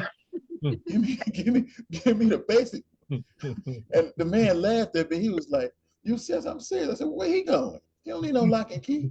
Right. He don't need no curtains in there. He don't need no curtains in there. He don't need no lock and key. He don't need no glass to look out. No, what are you looking at? Hey, cause some of them gonna pull that back up anyway. Now, Yep. mean, they Yep. think they keep them caskets. If you notice, I always used to ask this. You notice when you go to a funeral, right? You notice the ground, the hole is lined with a liner, Mm-hmm. that green liner. Mm-hmm. If the plan is to leave it in the dirt, why y'all worry about it getting dirty? You Why you feel worry me? about it getting What's dirty? gonna happen? They gonna put it down, and when y'all leave, You're gonna bring it back up. we'll pull it up, put them in that wood box. We're gonna put that box in the ground. Mm-hmm. We're gonna flip this casket again. Yeah. Yeah, but This is now, a rent-a-car. now they don't even put it in the ground. They just leave it up unless you tell them. Leave it up. They There you don't go. go through that no more. They ain't gonna have to take it back up. They just leave it on top. Mm. Unless the family say No, take it you back. I want to see it go. Yeah, I've seen people request to put it down. You have to They tell don't them. do it no more though. I just was there one day. They don't do it no more. You have to tell them you want to see it go Right. all the way down. Yeah. I heard right by the Like I tell them, if you got a garage where those wood things are. So I see Yeah. those wood things all the time. Like, oh, that's what they gonna get that back to the funeral home and they gonna rent that out again. So they gonna rent But- that. There you go, right there. But like what Mr. Chief was saying, if anybody can or whatever, please get some type of trust. Because I'm gonna tell you, you will benefit from it big time in the long run. Like I said, our Anglo counterparts and every other counterpart's been doing that. That's all they do. That's how they keep wealth, and that's how they keep reciprocating. That's like they mini bank account, right? Bank account. They Yeah. can go in there, put money in there, take You money can out. fund the trust and get a small policy. Yeah. Just get a basic burial policy for 10,000. Like I tell people, your policy don't gotta be big. Cause let's just say if your kid just turning 21, just turning 25, they might only have 3,000 to 5,000 to their name. Even if you got enough to cover your funeral, they get to keep their little 2,000, 3,000, whatever they got in the bank. Now they can mourn you in peace. They don't want to be like, damn, Pops ain't even had 2,000. You know, I got to use. I use my 2,000, right? Yeah, so they hate to see you gone, but they kind of pissed. You got, you ain't had that taken care of. I tell people, leave like you live. If you out here flossing, yeah, you should have a nice funeral. That's all I'm saying. Mm-hmm. Because Don't leave it on me though. Well, having that in place really takes the burden off the family. Sure, You can for have a sure. regular That's the policy. real thing. That's the real. I mean, you can have a regular policy and that's good, but it all depends on, and who knows the prices are going to go up. Now they go up steadily all the time. What used to cover a funeral might not be that in the future. Yeah, cause we talking inflation. Like now the companies ahead of that. They Yeah. already give you inflation-based pricing up to 10 to 20 years. Yeah. As inflation go up, we got a price chart. This is what it's gonna be this So, year, that year, per so, se. I really expressed, I want to just press on everybody. If you can, look into it and get one because it will. I mean, even if you have to start out small, get one because you will benefit from it. I love it. It's a beautiful thing. But see what I look at, right? We do something called a so in my family. And Same thing. I mean not a solo, but a susu. Susu. Susu, A yeah. susu. Africans And we- still do that. Yeah. And we did it for about maybe 3 or 4 rounds. Everybody got 3 or 4 rounds where they put so much money into it and stuff, whatever. But I was just looking at it like, like Paul was saying, they got the trust and everything. I was just looking at like they got the waterfall effect, which what the Rockefellers use is what how they had the insurance policies, and everybody in the family had a IUL or whole life or something that had an indexing on it. And with the indexing, they would go ahead and everybody, like somebody passed away, that money went back into the trust. And then somebody Yeah. wanted to start a business or something, Right. they made to pull some money out the trust. but they had something that let their money grow besides what they have put into it. Like how Yeah. you said earlier, Chief, that if they got $100, they put $50 in, and the other 50 is going toward the market. You know what I'm saying? But of course, they put more money into it. So if you Right. could do the same thing, so that's why I'm trying to look at some kind of way to invest to still make the money grow and still have, you know what I'm saying, the semblance of you got the basic right here, but you got this other money to put into the IUL or to the other And whole now to life. go, and now when he, like he said, but when you go to separate, and this is not fiduciary advice. Now I'm not a financial advisor. We've got to say that. And see, I work But in the fiduciary hub. That's where yeah, I yeah. work at. So is that so? But that's where the investing come in. Cause say now if they gonna put it in a stock. Now if you got your own stock or your own thing you want to put it into, you treat that the same way. You can open a you can open a stock account under your family's name as a family business. Once you open that account, that's considered a business. You can put it under a business name and you can fund money. Say y'all find one stock and all the family $10 a month, we put it in there. High growth, whatever, low growth. Now you study what type of stock it is, medical stock, whatever. Say if something like GMC, Nike, something safe, you put it in there that's just gonna grow over time versus, because trust still got the bank appeal. Now that go to an IUL is the index. And when they say index universal, they mean when you look at the stock market, you know how they got the index. That's what they talking about. Yeah, so they put it in one of those indexes, either the Dow, the NASDAQ, or the Russell. Those are the three indexes. And then you at the mercy of those index too. Yeah, it's going in one of those three indexes, whichever one that company deal with. So my thing is, hell, do the homework yourself. At least, you could trust where you putting it. They put it somewhere they like it. Right. Hell, if you work at the mill, don't just have the mill thing, have your own account too. There's a lot of people that's on Facebook. They should be investing in Facebook. You feel what I'm saying? They get money off us, shit. You know what I'm saying? So no, I know a guy right now. That's how he funds he funds everything he does with the whole trust thing. He took $1 million. This is an Anglo guy. He took $1 million and put it in a trust. He pulls in and out of that trust to do what he need to take it.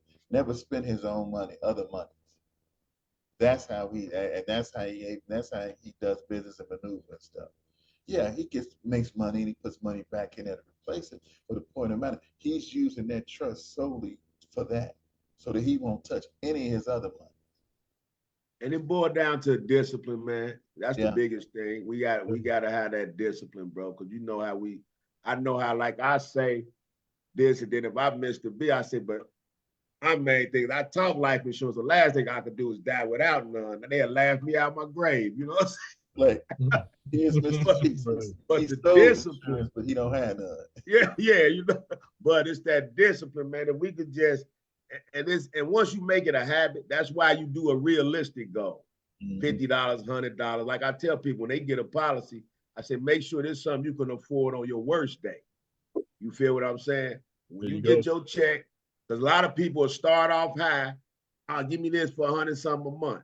Then as soon as I leave, but when they hit that check next month, you only had $300 left, and that $100 come out. Now you canceling the policy. Or I'm gonna start it back up. All right. Now you don't know when he gonna call you, so that's how I play that game. You can play with him if you want to. They say you know not the time nor the hour. You feel what I'm saying? But check this out, fam.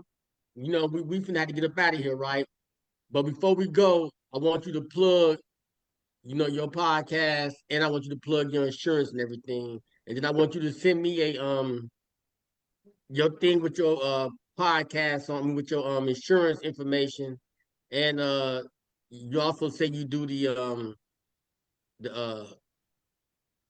what you said was, I'm sorry, the Legal Shield.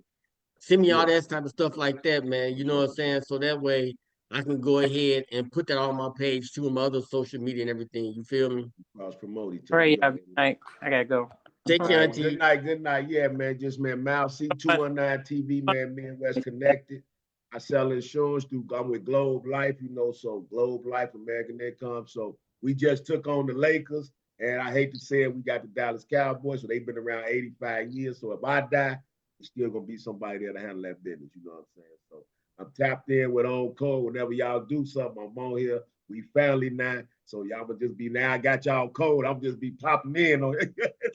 Hey, Oh, hold yeah. on. Hey, Chief. Hey, Elder, you gotta Hey, hit me with your number. Inbox me your number, so listen. your No, number. me and you and Elder finna get on a little personal, cause I gotta let you know who I am. But it is after we finish the show, we need to do it like a little 5 minutes. I need 5 more minutes of your time so I can let you know.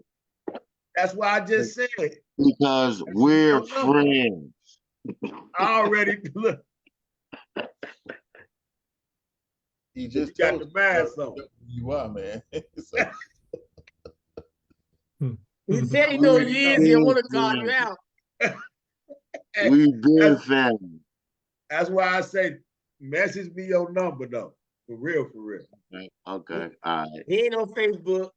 I know. That's why I told. Don't Oh, do well, nothing. look, damn. I'm gonna get Chill got it, and he gonna hit you with it. We gonna do it like that. Chill already got it. Okay. Shoot him the number, Chill. That's 773, right? Yeah. Text him that number. Okay. Okay. Yeah. All right. So go ahead, Sobo. Do your shots out, man. Oh yeah, shout out Tank G219 Radio featuring AWOL. My mans is in there. You know what I'm saying? Gary Indiana's leading podcast right now, Chief. You know you watch them. Oh yeah. Oh yeah, Tank no crazy to the mug.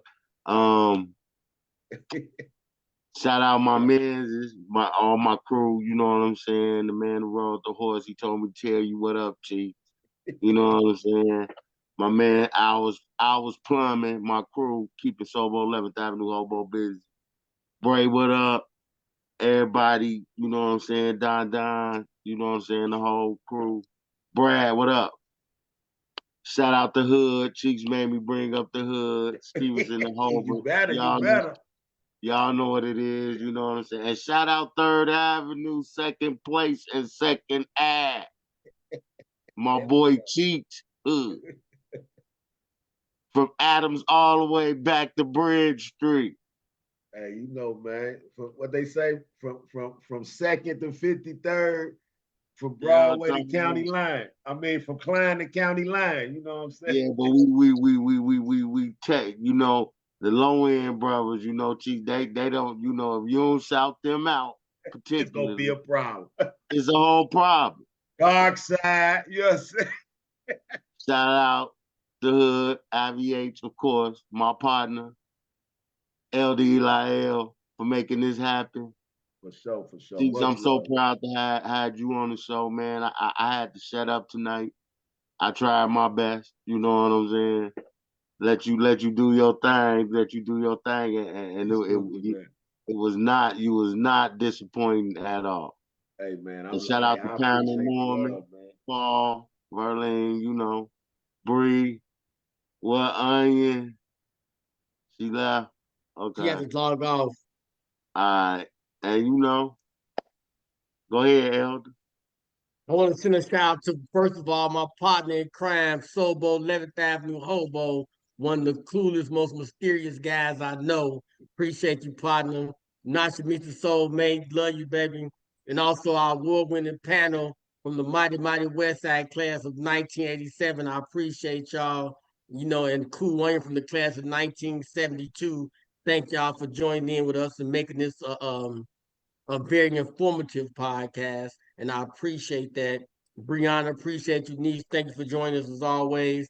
Everybody who joined us on Facebook Live, I appreciate y'all. Carolyn, we got to have you on here, as well, because you got it going on a lot too. You know what I'm saying? So we want you to come on here and do your thing. And my man Urban Dweller, appreciate you, brother, for always tapping in. You know, my brothers behind the wall. Thank y'all for, you know, showing us love and everything. And I appreciate it. My man Eric from Sense for You. You know, I appreciate you, brother, man. We got to get you on here too, man. And I also want to send a shout out to Capo Ken Folks Clothing. Capo, what up? Hey, that's my man. That's my man. Yeah, I saw him last night. I was in gear. He came in the thing, and I didn't even Gone. see him, but I heard him.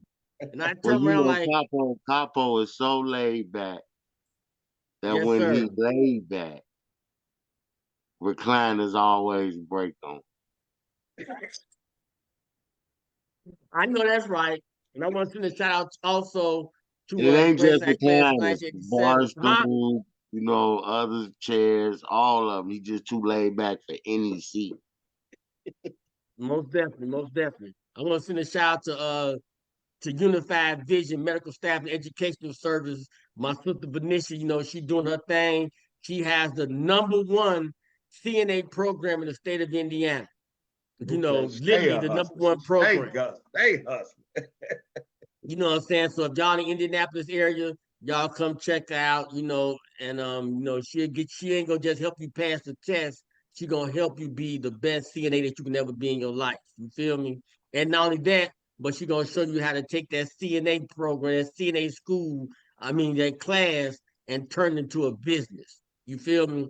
So, you know, come in and tap in, join us. I want to send a shout also to um Taylor Academy Daycare and Ministry. You know, come check us out. We got a wonderful daycare program. I also want to send a shout out to the American Federation of Teachers. Thank y'all for standing the fight for us and continue to try to make the Gary's public school system thrive and survive. You feel me? And before we go, I'm gonna send a shout out Sobo. You said you got to do the rest in pieces. You didn't do Oh that. yeah, we gotta say rest in peace tonight, y'all. Rest in peace to the late great Roberta Flack. We lost Angie Stone, rest in peace. We lost Chris Jasper, rest in peace. Y'all remember Chris Jasper? Mhm. Mm-hmm. Isley Jasper Isley, Caravan of Love. Oh, damn, he died. He passed away too. Big Viola Wallace, Biggie's mama, Yeah. passed away last week as well. Yeah. So we just sending the rest in peace to their family and you know, hold their Jerry head up. Butler and the great Uh, Jerry Butler. Oh, and Jerry Butler also, Yes. yep. Oh, man. Yeah. I've been busy. Yeah. So I also rest in want to send peace. a shout. I'm sorry, go ahead. I'm just saying rest in peace to all of them. We loved all of them. I want to send a shout to my man Carlos Mays with his gooseneck. You know, yeah, big bro, we got to get you on here too, man. One of these times, man. That's my cousin. Oh, that's your cousin? My cousin. Yeah. Oh, okay, we'll talk to your cousin, man. I you know that's my man. You know, we, you know, struggle. You know what I'm saying? I know. All day. I know all. Yeah, I know all too well. yeah. But I just want to send a shout out to him, man, and Our everybody else, gangsters and got also manners. rest in peace to Roshonda Robinson. You know, pray for her and her family. She lost her mom not too long ago, and then of course Jerry Holmes. Yeah. Now Jerry Holmes, that's the Jerry Holmes. He was the Charleston. I don't know if Jerry went to Thomas, but I know he came out Mm-hmm. with He did. I think he Do went. he got eczema? Real? He ain't got eczema when he was younger. Yeah. Oh, okay. We got to do something. We got to talk And you to know what? the other. I got a bone to pick with you, man. When you come into town, you know to call me and let me know. Man, I was just here for a couple hours, I man. know, but I look here. I had just got You back. got a lot. I got back a couple of days ago. So you was in town long enough. You was in town long enough. You know what? Next time I come in town, I'm gonna make sure I hit everybody. Because Sobo said the same thing. Capo said the I same seen you thing. last time. Shout out Zach, Sin City Radio, Sin City Podcast, Sin City Animation, Sin City Film. What else? It's Sin City. What else he got? Yeah, we're gonna have to holler at Zach, man. Yeah, after they done with y'all show, they come on over to 219, man. That's right. That's right. I was gonna send a shout out to Mike Check. I went and bought the R. Kelly thing. So I was bumping R. Kelly all the way back, Prince and R. Kelly all the way back from GI. You got it on CD? No, USB. Oh, he gave you the US and you had R. Kelly? Yes, I got R. Kelly. Oh, okay. My niece was like, "Why you ban R. Kelly?" I said, "Man, your business."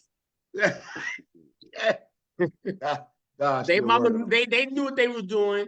They just want it just wasn't no more money left. So they wanted to play games. That's all it was. There wasn't no more money left. But anyway, my yeah. it's Shout out to Mike Check. Before we go, I want to pray it out real quick, man, as we get up out of here, man. so But Paul, most definitely, brother, next time I come that way, I'm most definitely gonna hit you up. Sobo, you already know. Berlin, you at the crib too, so I'm gonna text you. I'm in town. You feel me? You too, Stormy Norman. When I come back that way, I'm in town. But we're gonna go ahead and pray it out real quick, man, before we get out of here. Merciful Father, I want to thank you for a wonderful podcast tonight, Merciful Father. Thank you for all the information that my man, Mr. Cheeks, gave us. Because Mo Cheeks, he gave us so much information on what to do before we leave this earth, Merciful Father. I just thank you for all the information that Paul gave us about the trust and everything, Merciful Father. We just thank you. Continue to bless us and continue to walk with us, Merciful Father. And for all those who lost someone, Merciful Father, put your heads protection around them, heal their hearts, Merciful Father, and don't let them grieve too hard for their loved ones. And continue to bless this podcast and continue to bless this 219 connection. In Yahshua's name I pray, amen. Amen. Amen. All right, love. Amen. All right, good people. That's all right, It's y'all been a have a pleasure. I wonderful day. I appreciate y'all. Mubarak appreciate to y'all. all our Appreciate Muslim y'all. brothers and sisters out there. Ramadan Mubarak. If y'all fasting, y'all probably need to anyway. So Yeah. Hey, Don't hit hang him up with yet. my number. Hit him with my number, chill. All right, don't hang up yet, Cheeks. We just hold on real quick. All right, y'all. I love y'all, man. Y'all take care. Love you too. Good night, Indeed. guys. All right. Right. Let me stop recording.